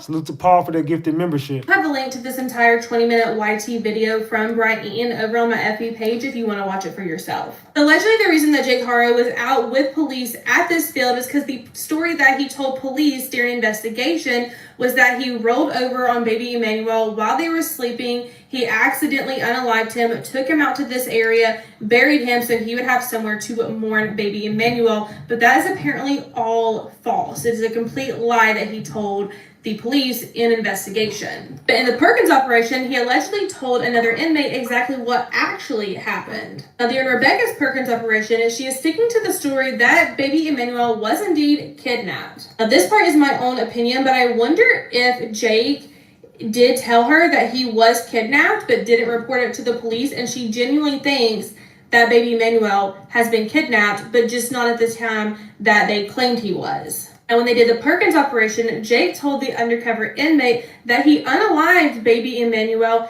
and threw him in the trash. This could have possibly been up to 3 weeks ago, and landfill management do not think that they are going to be able to find baby Emmanuel. He also allegedly asked neighbors if he could put baby blankets and clothes in their trash bins, which is why they likely found baby clothes in that one bin near the grandmother's home. Allegedly, police have all this on recording, and the DA has already watched it and are going to be using this as proof for the investigation and charges.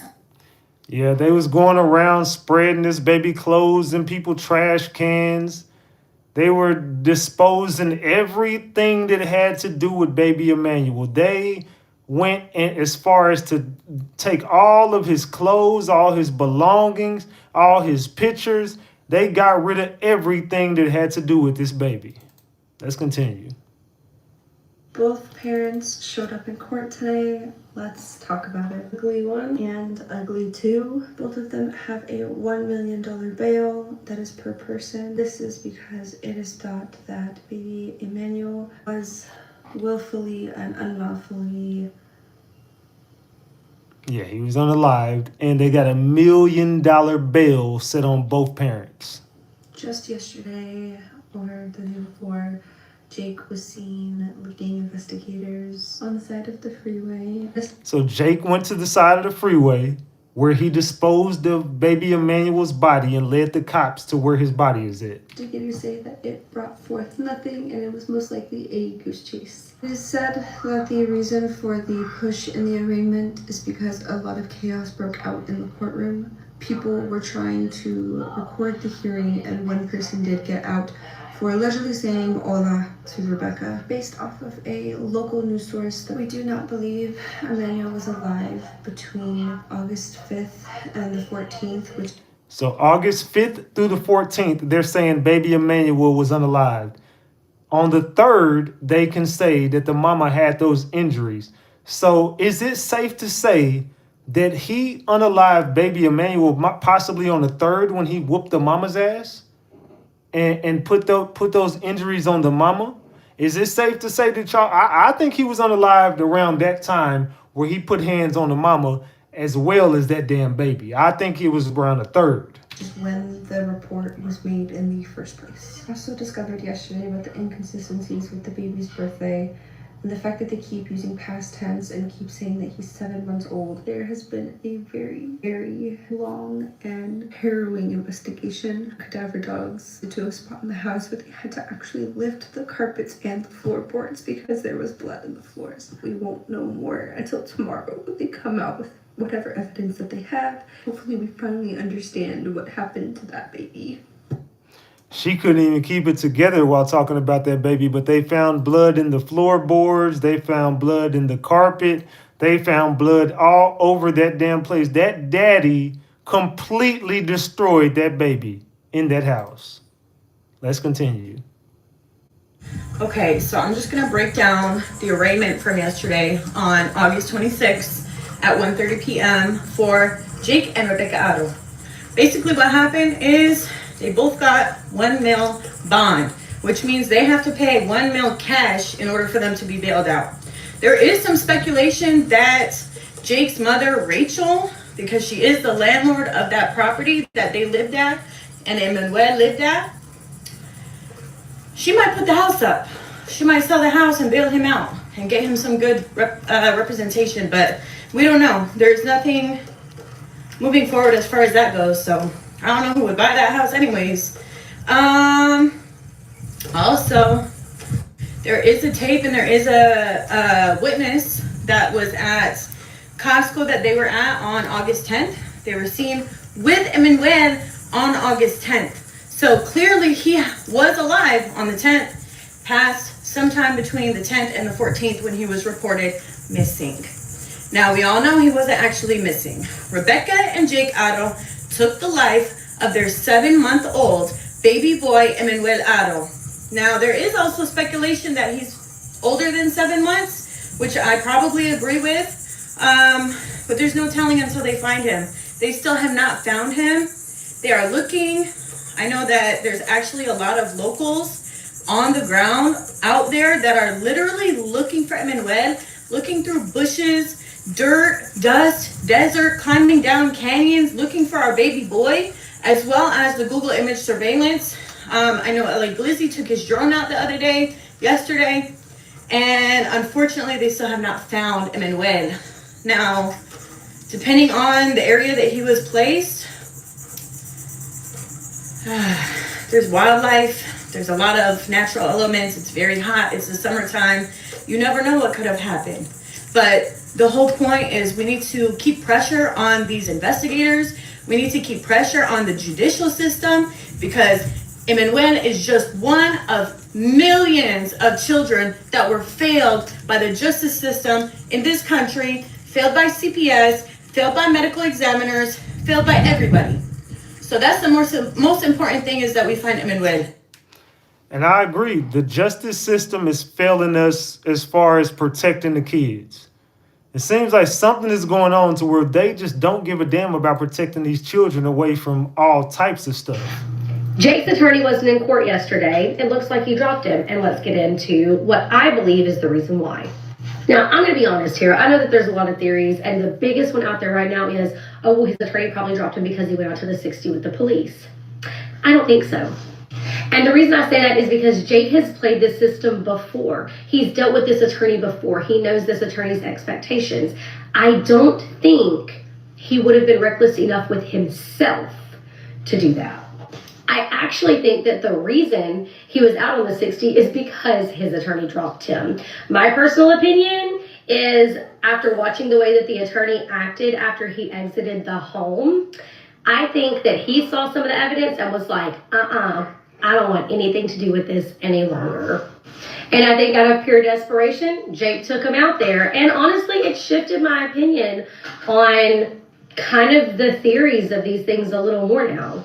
I'm starting to wonder if that's actually where they placed him. And then he got out there, but because he was so reckless with the scene and with the BODY, that it was accessible to wildlife. And so he was like, oh no, whenever he got there. And that's probably why they were moving areas and spots. He was probably trying his hardest to find anything in that spot to keep a deal. This is what people do whenever they're desperate in the system and they don't have an attorney. They look for any way to get a deal or to work and cooperate so that it's not as bad on them. Now let's talk about what the next steps are because his attorney dropped him. As you saw, they pushed everything to September 4th because that one DA cannot represent both Jake and Rebecca.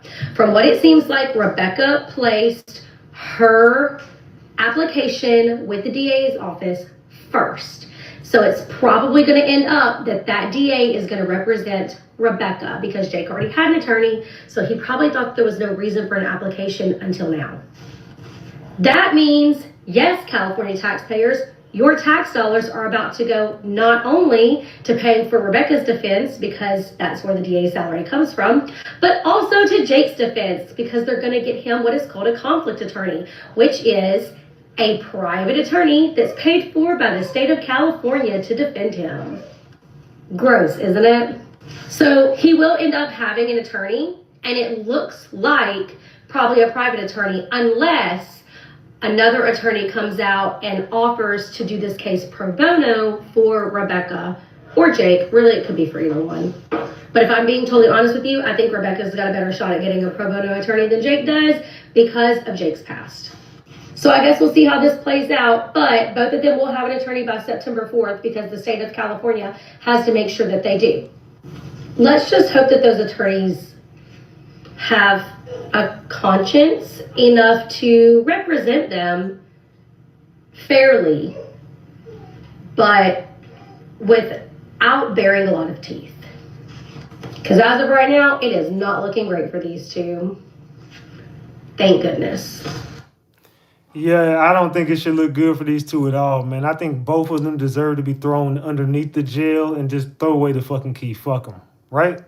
Jake Haro confesses to a fake inmate about what actually happened to Emmanuel and what he did to that little boy's remains. I'm not joking. This ain't no fever dream. Come on in here. We got some updates here. And of course, this is all alleged. We're hearing this information from Brian Enton. Okay, News Nation's Brian Enton. He just broke the story very early this morning. And this is some very shocking stuff. He is saying that at first, Jake did confess to the police, basically saying that Emmanuel did lose his life and that he rolled over on him. He buried him out on that freeway. So they went and they did that wild goose chase, right? Only to find out that he straight up lied. But then they did something called a Perkins operation, where they used a fake inmate. They put a plant in, put a plant in the cell with the particular inmate, hoping that that person will confess and open up to their cellmate. You know how it is. It's like, what you in for, right? Apparently that actually happened. And Jake said something different. He said he rolled over on Emmanuel, woke up and found him passed away. Then he took his remains and stuffed them in a trash can on the property. Now this gives us a couple options, okay? First off, there's a possibility that he's straight lying, okay? There's still a possibility he just lied through his teeth, still again. And I'm still leaning on that because I don't know about that. But one thing is for sure, the first theory, the first rumor out here that maybe Emmanuel is somewhere in a landfill, we're kind of back at square one all over again because he could very well be in a landfill. Now, the question is, are police going to believe this and are they going to follow this lead? I feel like at this point, everything's 50-50 when it comes to hearing anything from Rebecca or Jake because they're both pathological liars. All they do is habitually lie. So it's going to be one big gamble to see if they listened to what Jake said to this fake inmate. Very interesting stuff, y'all. Hit the follow, hit the like, stick around. We got more information. I'm going to be giving you guys that stuff as it continues. We are going to be watching that press conference today too, so stay tuned. This is crazy. It's like a movie, y'all. Damn. Yeah, this is crazy. There's some weird stuff going on in this case, man. What do y'all think, man? Do y'all really think he confessed to an inmate? Let me know in the chat. Do you really believe he confessed to an inmate, or do y'all think that story is a lie? If you believe that he really confessed to a fake inmate, drop the gems. If you think it's a lie, drop the caps. If you think that he really confessed to a fake inmate, drop the gems. If you think it's a lie, drop the caps right now. So there is a story going around right now that allegedly Jake Haro made a confession to unaliving baby Emmanuel on accident when he was sleeping, rolling over onto the baby, and then he took the baby, put him in a trash can in the home, and then I assume disposed of the child after that. And there's a story going around that he confessed to an inmate in jail. So you mean to tell me there was a fake inmate? They were like, oh yeah, it was a fake inmate. Police sent in, so he was posing like an inmate. And then Jake Haro just out of nowhere immediately makes a connection with this person and gives a confession?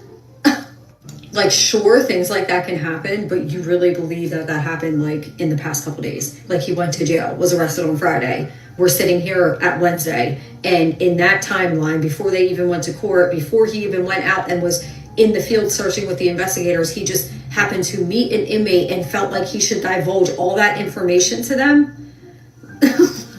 So do you guys believe that that actually happened? Does anyone actually believe that this man would sit there and divulge that information to a fake inmate or any inmate that he's sitting around right now at all? If he were even sitting around anyone to be able to divulge that information to them. Like, here's the thing.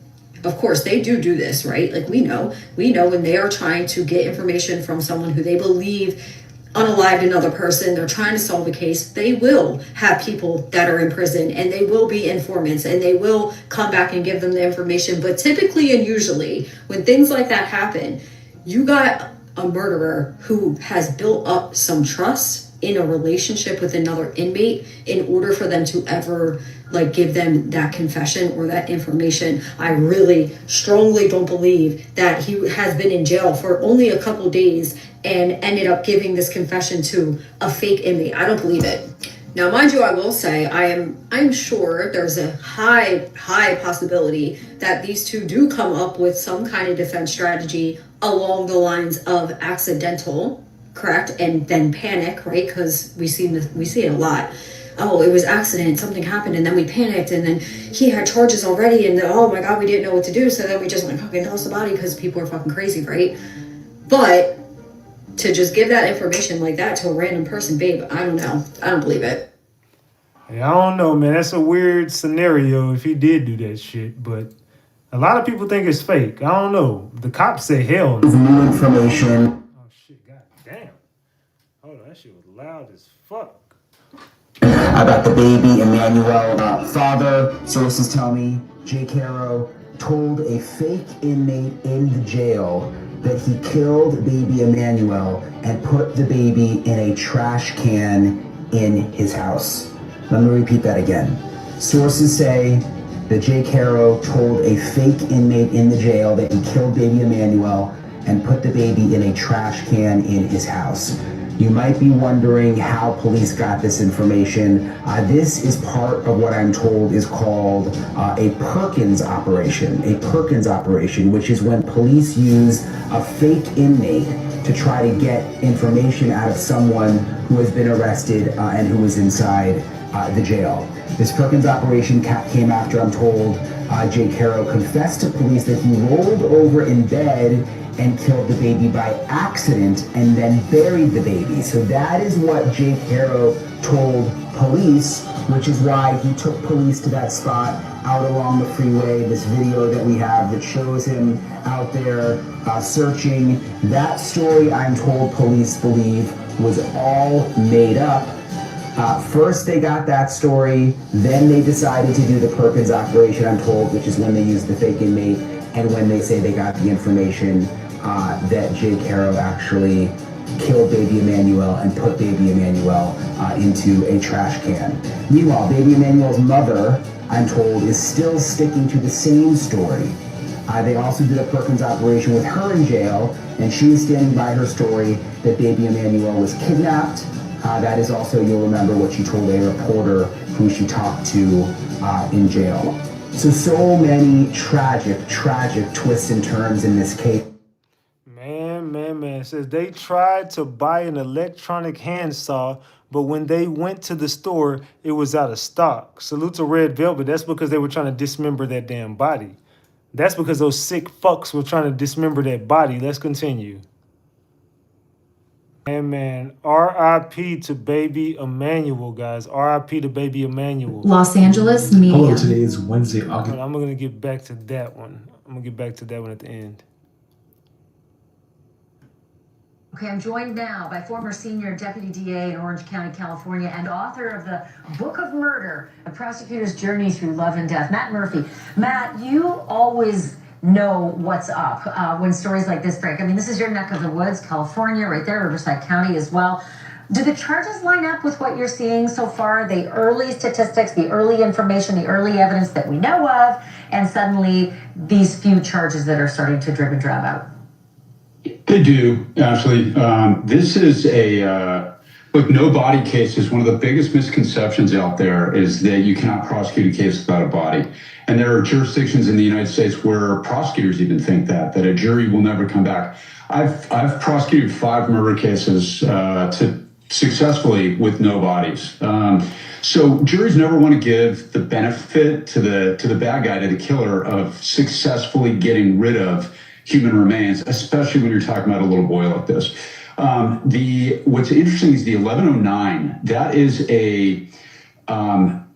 was a legislative evidence code that was enacted several years ago in the state of California that allows what's called propensity evidence. And because the dad had a previous conviction for this, I can tell you right now, they provided notice to that. That evidence is coming in. The defense is going to fight it tooth and nail, but it's coming in. The court's going to allow it. It will be upheld on appeal. And that's incredibly powerful corroborative evidence concerning Jake Haro. And that is good. But I'll tell you another thing. They have forensically gone through every device, every phone. I guarantee everything that they were able to seize from the Haros. And there is certainly evidence that we have not heard yet. And remember, there are ethical constraints on the prosecution regarding what they can release publicly, especially on a case like this. And one of the things I just wanted to point out, everybody's been referring to the jumpsuit as an orange jumpsuit. And I think you said orangey red. The color of the jumpsuit in Southern California is actually very significant. That's a red jumpsuit, which indicates that he's what's known as a total SEP. In custody, he's been separated from all other prisoners because of the notoriety of this case and out of fear that he is probably at risk of assault by other inmates. Yeah, they know that this dude is out of there. Once the inmates know who he is, he's not going to make it. There's no cell block this dude's going to make it when he gets to prison. He's done.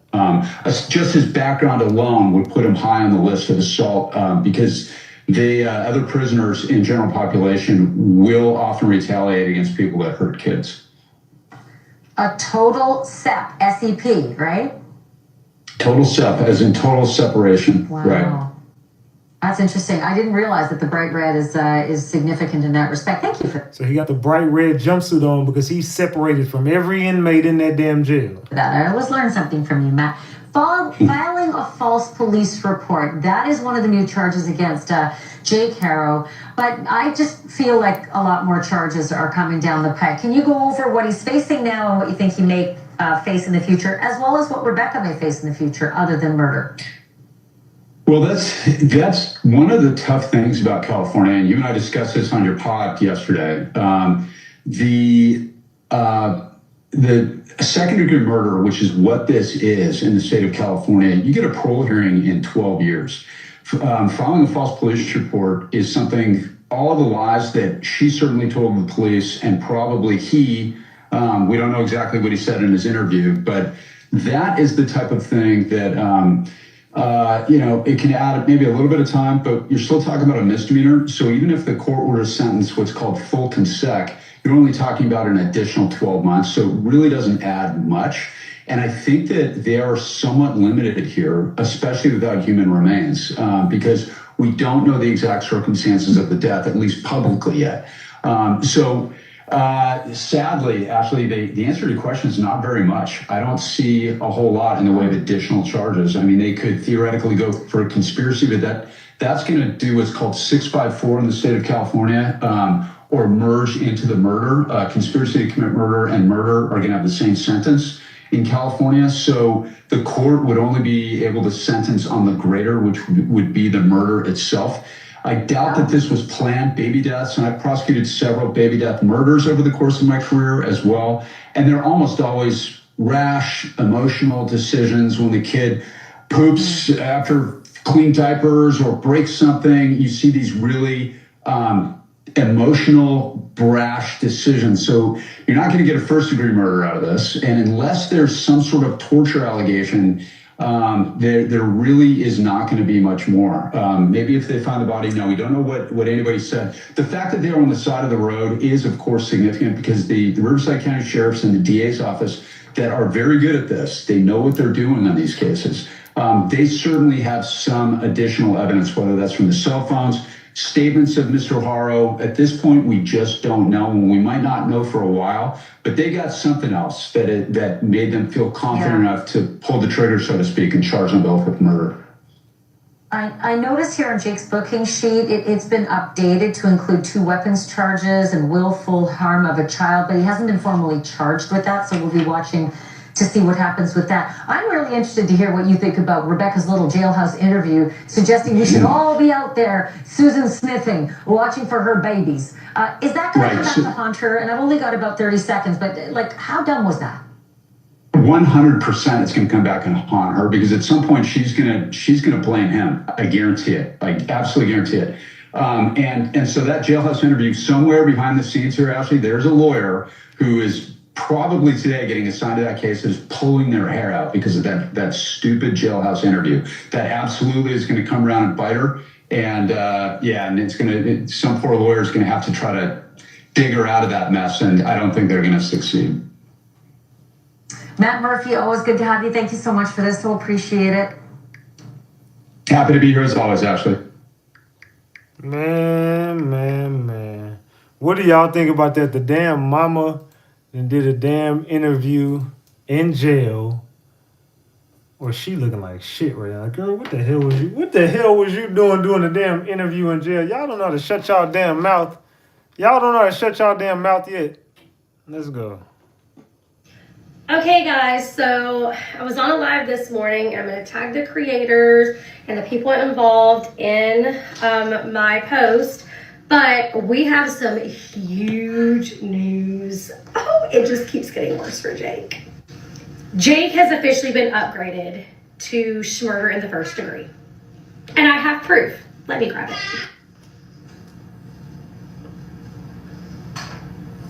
Right there. And you can see his name. So, it hasn't updated in the inmate search system. But some lovely ladies went in and created a profile and somebody paid for it. So yes, you're getting for free what someone else paid for. But he has officially been upgraded. So both of them are charged with first-degree murder, which means it was premeditated and malicious. I'll also add that something that we found out this morning, and the person that reported it was Brian Enton. This came out about 4 hours ago. Is that Jake allegedly told a fake inmate when he was, I guess, in booking whenever they moved the facility, that he unalived Emmanuel and put him in a trash can in the home. If you're not following Brian Enton, he is on YouTube. He covered the Gabby Petito case. He is a reliable, credible source. So from what he has said and from what we know, so just adding in what we know officially, it seems like Jake's attorney likely dropped him. That's alleged. That's a rumor that he was dropped. And then he tried to make a deal with the police and had told the police that he rolled over on Emmanuel, and whenever they woke up, he was unalived. And so they took him out to the Badlands off of the 60 and buried the BODY. But when they got there, there were no signs of digging, nothing. The dogs didn't hit, there was nothing. So they basically said, "You're wasting our time." So when they got him back to the other facility, what they did is called a Perkins operation. So basically what they did is they planted a fake inmate to kind of talk to him and coerce information out of him. And from that, according to this source, so allegedly, we have learned that Jake allegedly told this fake inmate that he had unalived baby Emmanuel and placed him in a trash can inside the home, and that the child essentially would be at a landfill, I guess now. The details of like the unaliving, we don't have. We just know what he has reported. So if you're not following him, go to YouTube, follow him, and I will pull up a picture of the YouTube where you can find it. So here we go. This is what it is. All right. So the mama did the damn interview. Let's get this damn interview go. Let's see if we can find this shit real quick. Let's go over here. Imagine Hold on, let me mute that. Let's go over here. Man. Meet Base 40. New develop. All right, let's check this out real quick. Hold on, gang. Let's check this out real quick. Let's check this out. Developments tonight in the search for a missing baby in the Inland Empire. We now know his mother, who is currently in jail on suspicion of murder, maintains her child was kidnapped. Fox 11's Nick Garcia is live in downtown Riverside with what could be next in this investigation. Nick? Right, Susan, good evening. Well, Rebecca Haro is behind bars in that jail here in Riverside right now. The Riverside District Attorney's Office says a decision on filing has not been made yet, but we know that Rebecca and Jake Haro both face that count of murder. If those charges are filed, they could appear in court here tomorrow. It's a case that has captured national attention, the disappearance of infant Emmanuel Haro. Last week, his parents, Jake and Rebecca Haro, were arrested for murder. Now Rebecca is speaking out from jail. She spoke with the Southern California News Group, insisting her baby was kidnapped, saying, quote, "This lady got to be crazy as hell. Who the hell would do an interview and talk? You can't make this up. Girl, I'm glad you did. Take your goofy ass to jail. Goodbye. I want to be out looking for my baby." She also spoke about her husband, saying, quote, "He's a good dad. He would never hurt a baby." That jailhouse He interview. already been charged with hurting one. What is you talking about? He should be in prison right now for doing this. Man, girl, I pray they give you life without parole. I pray. It happened Sunday, the same day Jake Haro, seen here in an orange jumpsuit, was brought by San Bernardino County Sheriff's deputies to help look for Emmanuel's body near the 60 freeway in Moreno Valley. The body was not found, but detectives do believe the baby is dead. Sunday night, a growing memorial outside the Haro home in Cabazon. Beautiful that baby Emmanuel gets the support. It's very unfortunate that he wasn't able to get it while he was still here. Concerned community members have gathered several times since baby Emmanuel's disappearance, hoping he will be found. As of Monday afternoon, the San Bernardino County Sheriff's Department has not located the boy's body. Certainly the question on everyone's mind, where is baby Emmanuel? Again, if those charges are filed, we're keeping a close eye on it. If they're filed, they do expect to see them appear in court here in Riverside tomorrow. In the meantime, though, both Jake and Rebecca Haro are being held without bail. So, yeah, the mama has gave her little interpretation on what happened to that baby, and she is going to jail for life. Alright guys, sorry I'm a little late. I just finished watching the press conference and I wanted to watch it a second time because I wanted to make sure that I got all of my facts right and that I didn't miss anything. So I'm going to recap what went down today at the press conference regarding Emmanuel Haro's disappearance and now unaliving. So law enforcement stated that they noticed several inconsistencies from the beginning with statements from Rebecca as well as from video surveillance. This was ultimately why an Amber Alert was not issued, because there was no evidence to indicate that there was an abduction or kidnapping here. Now, they stated that there was forensic data collected from vehicles and phones that ultimately led them to believe that this crime, Emmanuel's unaliving, occurred in Riverside County. They couldn't really expand upon that. Now, they did say that there has been some level of cooperation with both Rebecca and Jake since they have been locked up, but it's very minimal, and despite false reports online of Jake confessing to an inmate or something, none of that is true. They have not confessed to anything and seem to be still proclaiming their innocence. They also shared that they have an idea as to where Emmanuel's remains could be,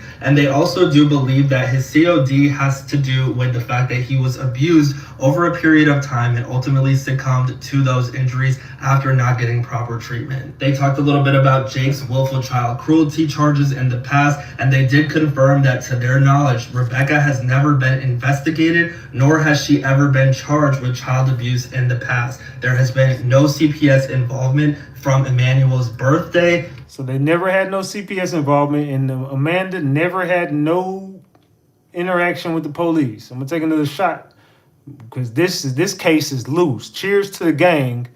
Justice for baby Emmanuel. To him going missing, CPS was never involved with him, which in my opinion is a huge system failure. Due to Jake's past charges, CPS should have automatically been involved with any children that he had after those charges were filed against him. Now, I'm gonna be honest with you guys, Can we be real? CPS just don't do shit. Like, can we just be honest? They really don't do their fucking job, or is it just me? Maybe, allegedly. On today's press conference, it doesn't seem like they have much evidence against Jake and Rebecca to really bring this case to trial and get a jury to find them guilty, especially if they do not have Emmanuel's body. But they did say that they are continuing their search for Emmanuel, and they feel confident that they will ultimately find his remains. They said that this is not a DP case, but they will not be offering a plea bargain to either of them. That is not on the table at this time. They said that they still have to figure out who did what and who did what where, but they do have confidence that as their investigation continues on, they will be able to uncover answers that they do not have at this time. At this time, they do not believe any more people are going to be charged. They do not feel like anyone else is involved outside of Rebecca and Jake.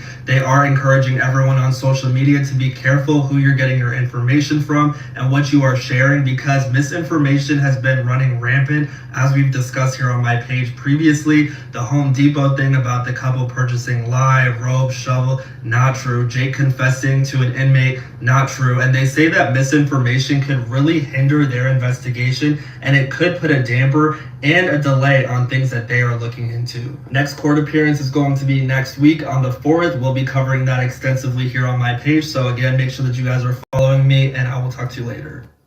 So yeah, as you see, these parents, they done, bro. They getting cooked. This shit is over. Now do me a favor, y'all. Everybody in the building, if you want justice for baby Emmanuel, double tap your screen. Just double tap that screen right now. Get these likes up. Let's get these likes to 600 likes, man. Double tap your screen right now. Hello, today is Wednesday, August 27th, 2025, and welcome to part 6 of connecting and channeling Emmanuel Haro, the 7-month-old baby that went missing out of Yucaipa, California. There's been a lot of information, some of it is false, just a lot of stuff floating out about the mom and about the dad. But what I feel, so a lot of people are saying that the dad confessed and that the mom confessed. I don't think that's what happened. Everyone's salute to Paul for the $2. Salute. Asking, well, what was he doing out there on, what is it, Gilman Springs? I keep on messing with the name. Gilman Springs Road, right? Like off of the 60 freeway. What was he doing with investigators, and why was he out there in his orange jumpsuit? So he did not confess, and he was not leading them towards a location. He didn't say anything. What they're doing is they were conducting their investigation, probably doing like their forensic, their digital like forensics, and finding out that there were pings. I feel like there were pings on his cell phone, equipment, anything that he had. There were pings of him being out there, right? So they want to know, what were you doing out there? Why were you out there? Tell us. And I think he came up with a lie of like, well, I was hiking or I like camping, right? So they took him over there. Well, show us the route that you hike. We want to see which one you hike. So they took him out there for that. Now, I want to be very clear that it's not going to be easy for us to get the actual location from the mom or from the dad. They're not going to give this information out. Why? They don't want to be convicted. They are fighting it and they're trying not to break. And this is a psychological FUCK for them. It's very difficult, but they do not want to give the location, because once they find the remains, I feel like it's going to be, well, of course, like it's just logically, it's going to be a lot easier to convict them, right? They're going to not get out of this. So that's why they're not going to give out the location easier. If anyone cracks with the location, it's going to be Rebecca. She's the one that's like very close to cracking. What do y'all think about that? Do y'all think Rebecca is gonna be the one to crack? Because some people's like, hey, look, Rebecca gonna flip on Buddy, and she gonna end up snitching on him.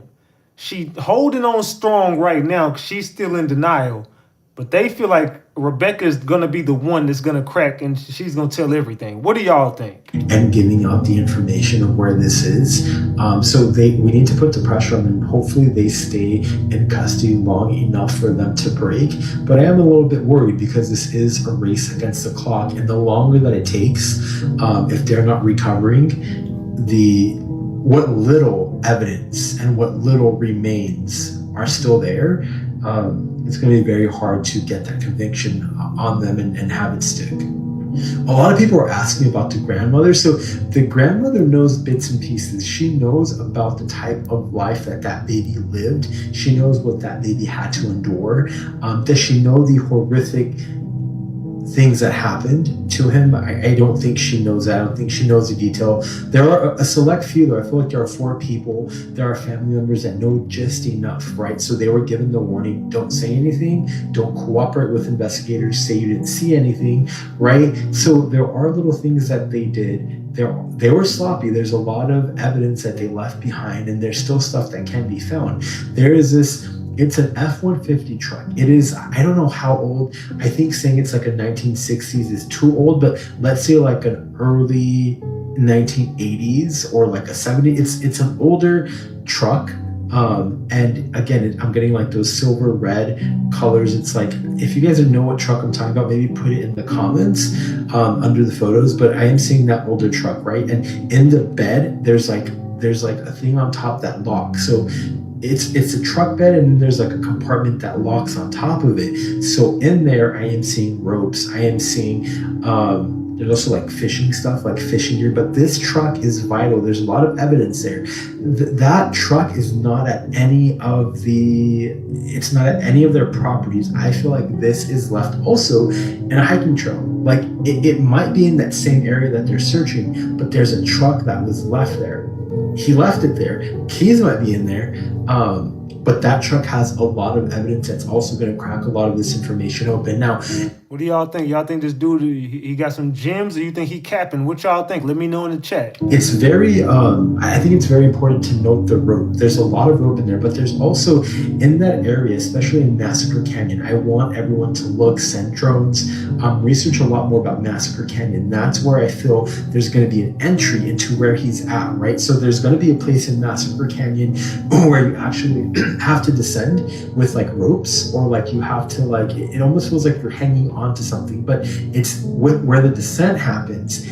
Within 200, 300, maybe 400 feet from there is where the location is there has to be search there. There has to be a search there. There has to be some type of investigation there. I'm also seeing a lot of like rocks and gravel. There's not too much deep water. There's water there, but I'm seeing a lot of rocks. So if you're looking through there and looking through the sediment, I feel like there's going to be just enough information or things found to help further I'm hearing like excavations in the area, so they're going to dig up a lot. But I also feel like they might, I don't know why they're taking samples of the water. They might also be testing for chemicals in that water, right? Like the chemicals that I feel like he used. I don't know if this is like an acid or an alkaline, whatever he had in there, he's using it, and that's now in the runoff or it's in these bodies of water. So please continue to tag like people that are able to get this into the appropriate agencies to see if they will do or conduct a search there. I've sent stuff on the San Bernardino tip line, like online. I don't think they're going to check it or follow up. So all we can do is just be loud enough and see if with that information they actually start searching or at least block off that area, because that's another problem that I was like encountering is I didn't want to say too much because I worry like this information gets into the hands of the wrong people or family or someone trying to cover up. Can they now go to that area and know that they have to secure the area, know that they have to clean up the area? So, I mean, it's like you're damned if you do, damned if you don't. So hopefully there is some information that we get, but I feel like things are going to be quiet for a while. We're probably going to see like things quiet for about a week, maybe 2 weeks max. But then that's when the ball starts rolling, and I feel like there's going to be a lot of witnesses. There's going to be a lot of testimonies as to the life that this baby endured. They're going to look into like malnutrition. So I don't know if there's people reporting that this baby was malnourished, but I feel like there are reports like that already floating around. Look, they wasn't feeding that baby. They wasn't taking care of that baby. I hate to say this, and do not think I'm insensitive, but I think the baby is better off now. I'm serious. Versus having parents like this, send them with God, man. God is going to protect him. He'll be with God for eternity. He's okay now. He has no worry in life, and he can't ever be hurt anymore because God won't let nothing happen to that baby. So we know that every baby that something happens to them, they're going straight to heaven. He's okay now, and he's in eternal peace for the rest of his eternity. Let's keep it a buck. And yes, this baby saw a doctor. Now, I want to address this. A lot of you in the comments are like, babies don't have their dental records checked at 6 months old. Watch the video again, clean your ears out, take your Adderall, and then watch the video again. What did I say? I did not say it was his. I said they were going to encounter remains of someone else during their search, and that they were going to prove is not Emmanuel because they're going to match his dental records. Check the comments. People are correcting you in there, but I keep on getting that comment again and again and again. It's like you guys are not listening. So please listen. I will be doing the remote viewing tonight. So please stay tuned to that. It's 5 a.m. here Pacific, California time. So tonight I will be doing the remote viewing. We're going to get a lot more information. So if you have questions, if you have things that you want me to remote view within this case, please leave it in the comments and I will review them. I will pick a couple. But yeah, if you have questions, let me know, like, do you want to know what the surrounding area looked like? Do you want to know what he felt, what he saw? Was there a drive to location, right? Stuff like that. So leave them in the comments and I'll do remote viewing later on tonight. So be on the lookout for that. Salute. What do y'all think about that, man? I don't get a bad vibe from him. I'm gonna be real. Let's go. Well, why don't you go then? I guess a valid question, annoying ass question that I keep on seeing again in the comments that I was going to ignore, but then I really felt like Spirit wanted me to explain a little bit and expand on this question. So I'm going to do that. One thing that I learned about just having like new people come to my page or new people find out about mediums or psychics or anything about like the seers in the spiritual world, I feel like we can use this as an opportunity for teaching, to teach not only this person, not only the trolls, but just anyone else that might have that general question of if a psychic... my bad. Salute to Lady Nah. My bad, Lady Nah. My bad. I'm so sorry. Salute for the $10 to Lady Nah. I appreciate you. I did not dish you. I just missed it. My bad. Salute to Lady Nah. Lady Nah. Or if a medium sees where a child is at, if there's a missing child, whether it's remains or whether the child is still alive, why don't you go out there and get them yourself, right? They're saying, why are you putting out this information when you should just go get on a plane and locate that person, that child, that missing dog, right? Something like that. Well, let's make one thing very clear is that in my video, I never asked for anyone to form a search party or to go out there themselves and look for Emmanuel or his remains. I never said that. A lot of you are taking it as, why are you pressuring us? You should go and do it yourself, blah, blah, blah. So I have learned that a lot of people on here, especially the trolls, have very short attention spans. So number one, they probably did not watch the video in its entirety. All I asked, it was a call of action for you guys to push out that video, for you guys to make sure that we were loud with our information, with our video, and that we got it out to the appropriate agencies that can then conduct a search. I have the gift. I have the gift, whether you like me, whether you believe in mediums or not. The shit that I've been saying is undeniable. If you actually watch my videos, you will see that every single thing that I said has been coming to pass. And this is what I do. If you are new here, I've done this with many cases. I've been doing this work for a very long time. I give information and then I wait for it to be validated, because I know that when Spirit's talking to me, they are telling me information that I know is going to be validated later on in the media. It's going to come out in the court documents, right? Things like that. So if you've been watching my videos, I believe that I have set enough of foundation with the Emmanuel case that I am a credible psychic medium. Again, whether you believe it or not, you have to look at the facts, listen to my videos. Everything that I have said has been in alignment. So with that adding up, that gave me enough traction to push it out to these agencies, and hopefully one of them would grab it and actually act on some of those leads. So this is not like what you see in TV shows and movies. And this is a big problem that I have with other psychic mediums that are on TV, is that they set unrealistic expectations of our abilities and what we do. Mediumship is an art form. Psychic work is an art form. It's open for interpretation, and you need to have an open mind to it, but you also have to be a little aligned. Your frequency has to be open to receive. And when I say it's an art form, that's because the information that we get there are pings. I can give you the general location of something that I'm seeing. It's part of remote viewing. You will see landmarks. You will see names. You will see east, west, north. You'll see directions. You might see bodies of water, right? And that's what I explain in my visions. So let's get that straight, that there's no one that's going to be able to say, these are the, this is the address, these are the exact coordinates. It's really not realistic. So a lot of the trolls have this it's not a realistic expectations that a psychic knows absolutely everything, that they're mind readers, right? We're seeing events and we do our best to tell you what we're seeing.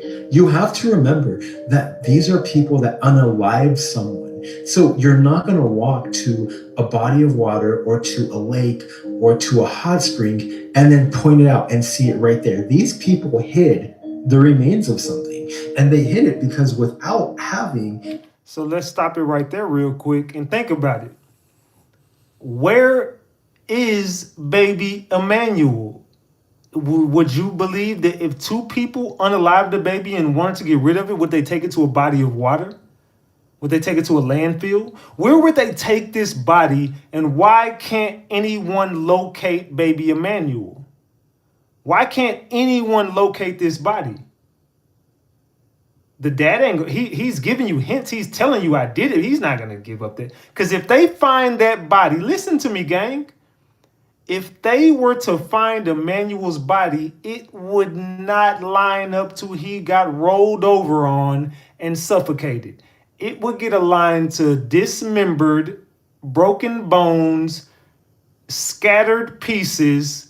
They're never going to find this baby. Stay woke. And if they do, I think they're going to find some shit they wasn't looking for. That evidence, and without having those remains, it's going to be very difficult for them to convict them without having the remains. They're not going to have a conviction stick.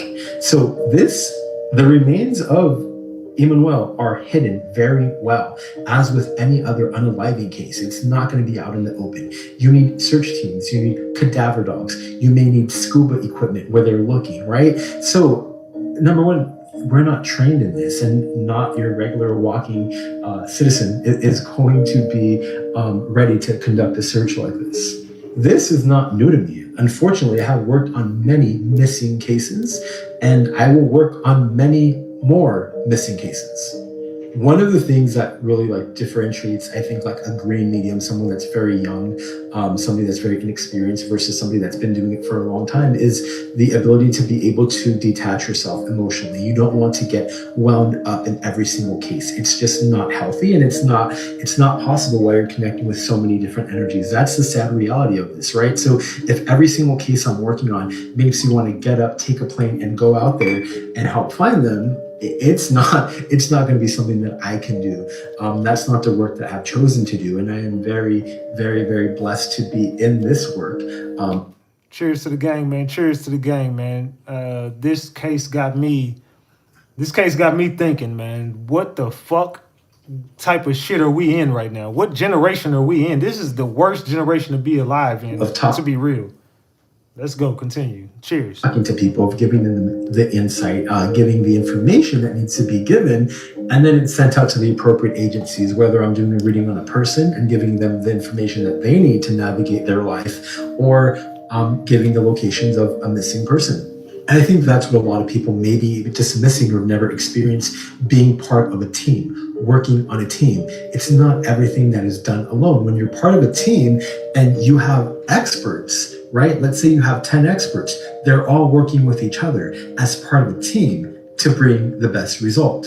So again, when I say that mediumship and psychic work is an art form, everything starts to come together. The first couple strokes, you may not see what is being painted, but if you start listening and you allow time for the artist or the medium or the psychic to continue with their art, right, and continue painting, it's going to lead to the right direction. And as people start viewing the painting and start putting their thoughts and their insight into it, they're going to make sense of what is being painted. So it's an artwork. It is something that you can use in conjunction with a team to make it work. And these are the people that have the best types of psychic readings and mediumship readings, are the ones that are willing to work as a team. I might be seeing Disneyland and I might be seeing a brand new red car, and I'll ask you, hey, why is your loved one showing me a brand new red Toyota, and why am I seeing Disneyland, and why am I seeing a parking lot, right?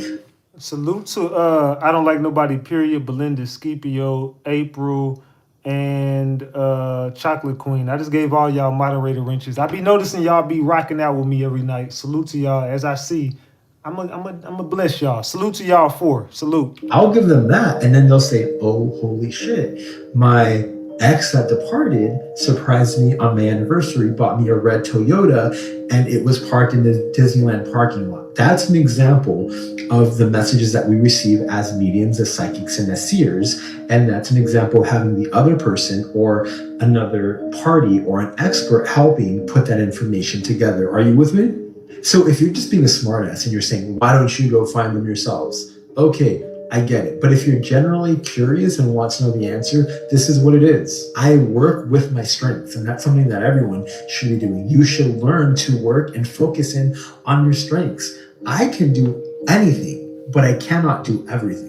So if my strength and my power is communicating with spirit and channeling spirit and giving you as much information as I possibly can with details and street names and general vicinities and landmarks, that's what I'm going to lock in, and that's what I'm going to give, right? I'm not going to start watering it down by pretending that I'm a professional hiker and search and rescue. No, I am not that.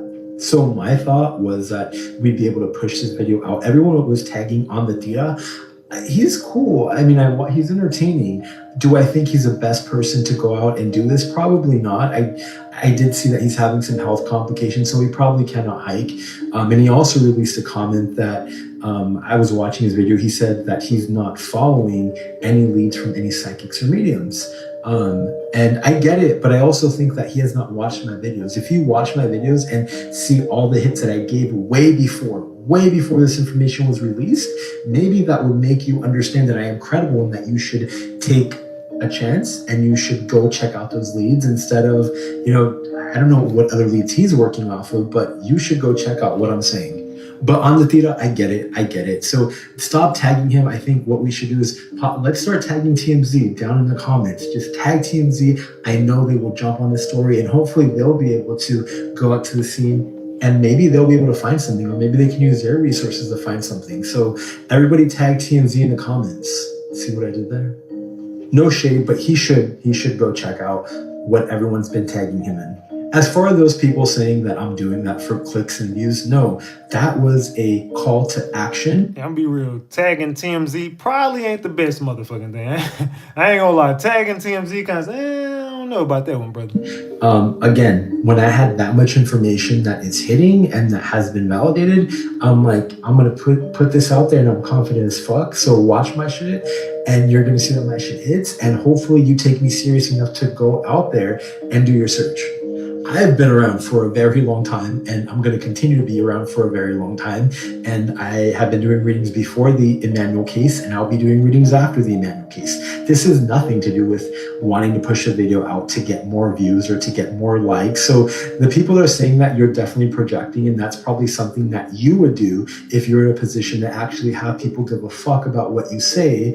And maybe if you had a little bit of an audience, that's probably what you would do, because you guys are just horrible people. But my track record speaks for itself. I have many videos, many predictions out there that have hit, and I have helped tens of hundreds of thousands of people from all around the world for many years. And I am a psychic medium that has always been in very high demand. Even though I am sort of new to TikTok, I have always had motion. I have always hit, and I have always been blessed to have a very, very full schedule, even if I take a year or two off of the internet and don't. Brother, we get it. We get it. All right, you know what?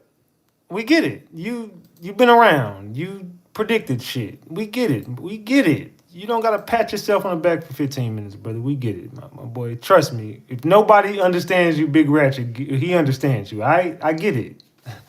I fucking get it. All right. Man, that dude talk a lot. But shit. Well, shit. All right, hold on. Let me get my... All right. What we good? All right, I'm trying to get my damn plaque in it. Yeah, I gotta get the plaque in there. Salute to the gang, man. What do y'all think about baby Emmanuel's case, man? Is this gonna be a case that can be solved? Will this case be solved, gang? What do y'all think, man? Is this a case that we gonna be able to solve, or is this gonna be a case where we're never gonna be able to find this kid's body? Because it's all the point of, where is baby Emmanuel's body? It's not, where is he? He's not here. He's with God at this point. Now, I know that I'm speaking in confidence to say that baby is with the Lord now. And rightfully so, because he had parents that should not have been parents. He has a dad who should not have been free. That daddy had a judge that pretty much dropped the freaking ball. And yeah, fuck the dad, right? The mama too at this point. But baby Emmanuel is no longer with us. We know that. We've been knowing that, but we got to figure out what transpired, what happened, where is his body?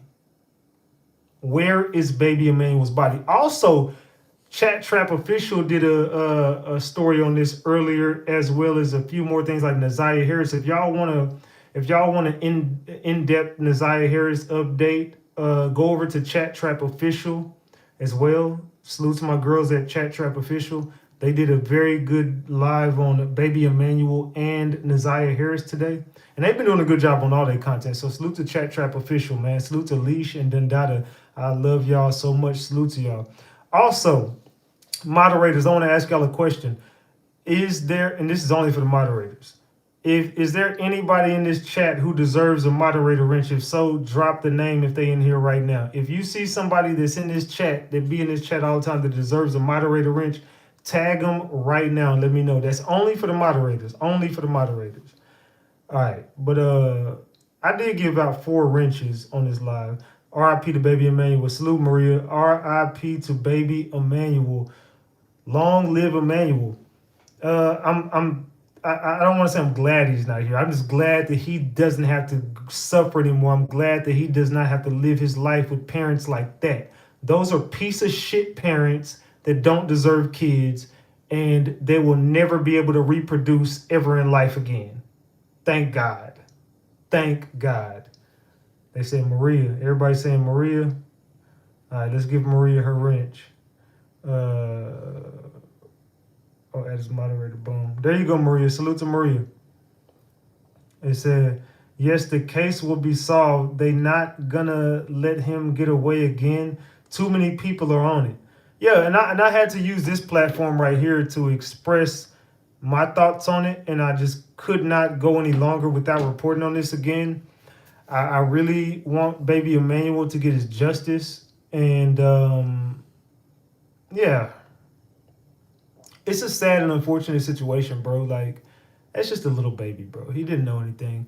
Like I said, bro, I got dogs right here who I would fucking like cry tears if something happened to my fucking dogs, let alone a 7-month-old baby.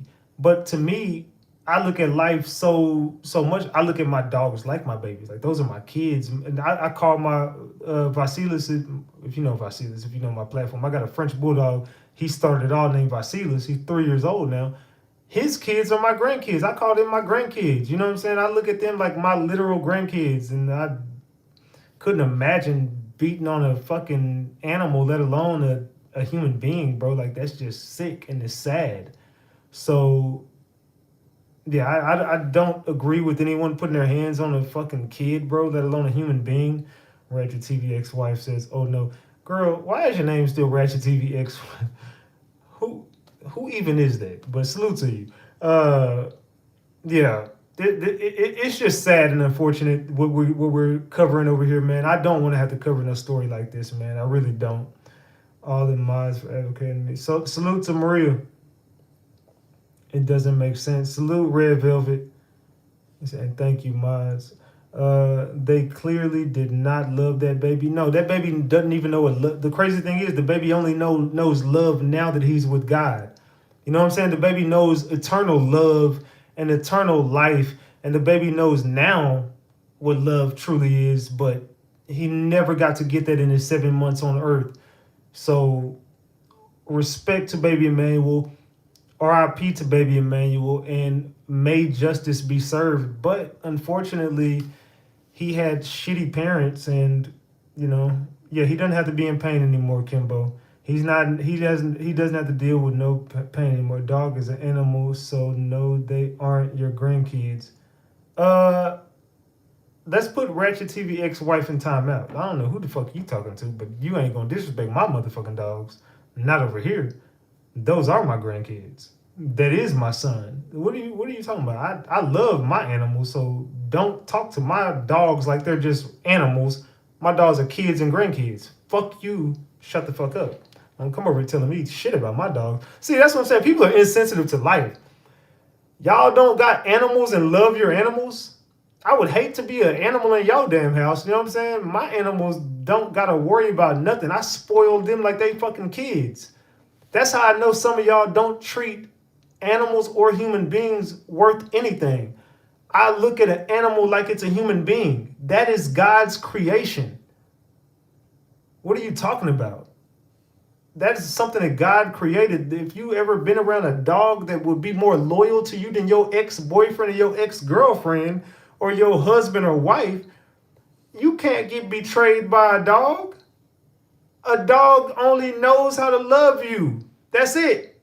And be forgiving and love you again and love you again and love you more and love you more and love you more. So what the fuck are you talking about?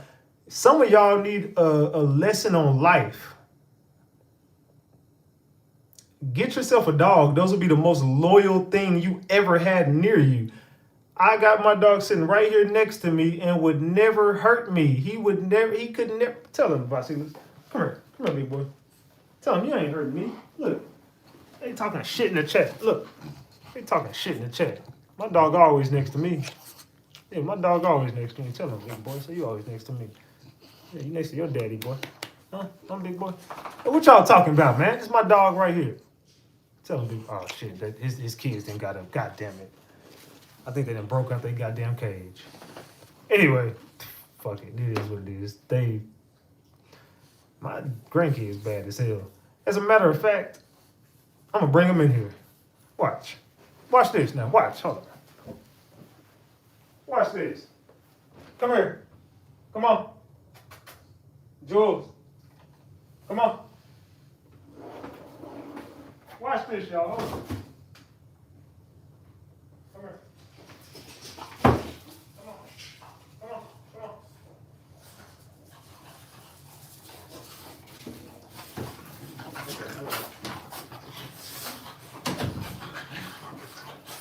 You see this shit? here, Jules. Look at my babies. Hey, Jules. Say hey, Jules. Oh shit, they turned it up in this motherfucker. Say hey, Jules. See how big that nigga got? Say hi, Jules. Okay, get down. Come here, princess. Oh shit. Oh. Say hi to princess. Hey, mama. Hey, mama. Say hi. See how big that? Look how big princess thing got. God damn. Look how big she done got. Say what's up, princess.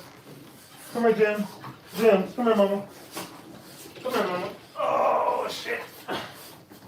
Here go Jim's. Yeah, y'all ain't gonna talk shit about my damn dogs. Say hi, Jim's. Say hi, mama. Say hi. Say hi. Why you sniffing on my mic, huh? Alright, come here, Prince. This is the biggest one right here. Come here, big boy. Come here, Prince. Oh shit. Come here, big boy. Oh shit. And here go Prince. Oh shit, I almost dropped his name. Prince, god damn. Okay, this Prince.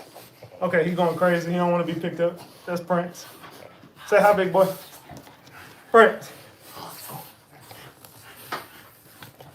Say hi, big boy. Say hi, big boy. Okay, get down. All right, salute, man. Yeah, them my damn, talking about my damn grandkids. Them my damn grandkids right there. Shit. Jim, get off there. All right, I got to take them outside real quick. Let me let them outside, and I'm going to be right back, y'all. Hold on, because they finna piss on my floor. Hold on. Come on, so we can go potty. Real quick. Let's go potty. Let's go potty. Let's go potty.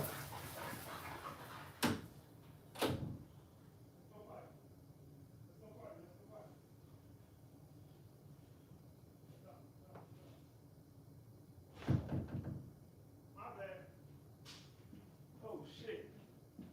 My fault, y'all. All right, my bad. Shit. All right, my bad. So, yeah. Learn how to love and live life. See a ratchet like DMX. Yeah, they ain't fucked up my damn ring. Been here fucking up all kind of shit. Salute to my dogs, though, man. They are all gorgeous. Yeah, they're my grandkids and my kids. I'm out of breath picking their fat asses up. But, yeah. Let's see your babies.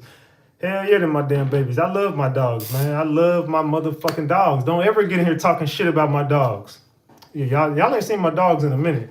But yeah, they're my damn puppies and my damn dogs, man. R.I.P. to baby Emmanuel. May God be with him for the rest of his life, and he is with him. So we're gonna say, we're gonna throw up the prayer hands for baby Emmanuel. Everybody in the chat, throw up the prayer emoji for baby Emmanuel, and I hope y'all enjoyed this live as much as I did, because this is actually, believe it or not, this is actually our highest viewed video since the T-Hood Mama popped up over here. So we actually did more views tonight than we did with the T-Hood Mama interview, so that's good. It's actually our highest viewed video in a while. So salute to this video right here, man. So we're going to get ready to end this on a good note. Like I said, we got the most views we've had since T-Hood Mama popped up over here. So salute to the chat, man. I love all y'all. I said they big. Hell yeah, they big, man. They big as a motherfucker. Salute to you. I'm literally out of breath. Shit. All right, well, Ratchet Gang, I love y'all. This is all I got for y'all tonight. I actually got a new game that I've been wanting to play, and I'm gonna do it tomorrow because I've been wanting to play this damn game, but I saved it because I didn't want to play it without Ratchet Gang. I got that new, I don't know why the fuck I was gonna say Resident Evil. I don't even fucking play that game. Metal Gear Solid. I ended up getting Metal Gear Solid, and I haven't played that game since I was like in high school. That was like the last time I played a good Metal Gear Solid game, like high school or maybe a little after. I can't remember. But I'm going to stream that game tomorrow on Kick. But I'm going to pop it on YouTube because I got a live that I'm going to do on YouTube that we're going to cover some other stuff. I don't want to get into it right here. It's going to be some Mo 3 sector stuff. So we're going to get into that tomorrow. I don't want to ruin this live by talking about that other stuff. So we'll be live tomorrow during the daytime. And I'll be streaming my Metal Gear Solid game tomorrow at some point. So just know I got something special for y'all tomorrow before I stream. my game, I got something for y'all tomorrow. So be on the lookout tomorrow in the daytime. I got something for y'all. We will be live at some point during the daytime, and I will be popping out to stream that game for y'all because I didn't want to play it. I'm be real. I was like, man, I want to play this game so bad. I got early access. I paid $80 for this damn game. And I was like, I got early access 2 days ago. But I have not had time to play the damn game. I've been like literally busy as hell. Especially I got 6 fucking dogs. They keep me busy. I just can't just sit down and just play the game all day. I'm still training my dogs to be able to be around. They're doing better now. I can just leave and they don't gotta, you know what I'm saying, be put up and shit. So I've trained them. They potty trained and all that other type of shit. But yeah, salute. We'll be on live tomorrow at some point during the day. So what I want y'all to do now is get into the comment section and let me know what you thought about this live. And we ended up getting how many votes on the poll? 965 votes. 74% say keep the family locked up. I'm not sure got 21%. And no, I don't believe the family is involved. Got 4%. So 4% of the voters thought the family was innocent tonight. I don't know, man. Y'all get in the chat and tell me. As soon as this ends, I want y'all to jump over to the comment section and get into the chat. Let me know what y'all thought about tonight's live. I love y'all more than y'all will ever know. Salute to all my moderators. I love y'all. Please go over to Chat Trap Official. Chat Trap. Drop your link. If they can click on it, they click on it. Drop your link to your live tonight. Salute to Chat Trap for that live they did today. Go over to Chat Trap if y'all missed it. They did a live on Baby Emmanuel and also Naziah Harris. So go over and check that live out as soon as you get done with this live. But definitely check out Chat Trap Official. They did a good live tonight on Baby Emmanuel. Or today, it was in the evening time on Baby Emmanuel and Naziah Harris. So if you want a Naziah Harris update / Baby Emmanuel update as well, they covered some stuff that I didn't cover. I covered some stuff they didn't cover. So we kind of like piggybacked off of each other. Salute to Chat Trap. I love y'all ladies. Salute to my girl Leash. I love you, Leash. Salute to my girl Dundada. I love you, Dundada. And salute to all the trappers. Salute to all of Ratchet Gang. This is one big family under one huge umbrella.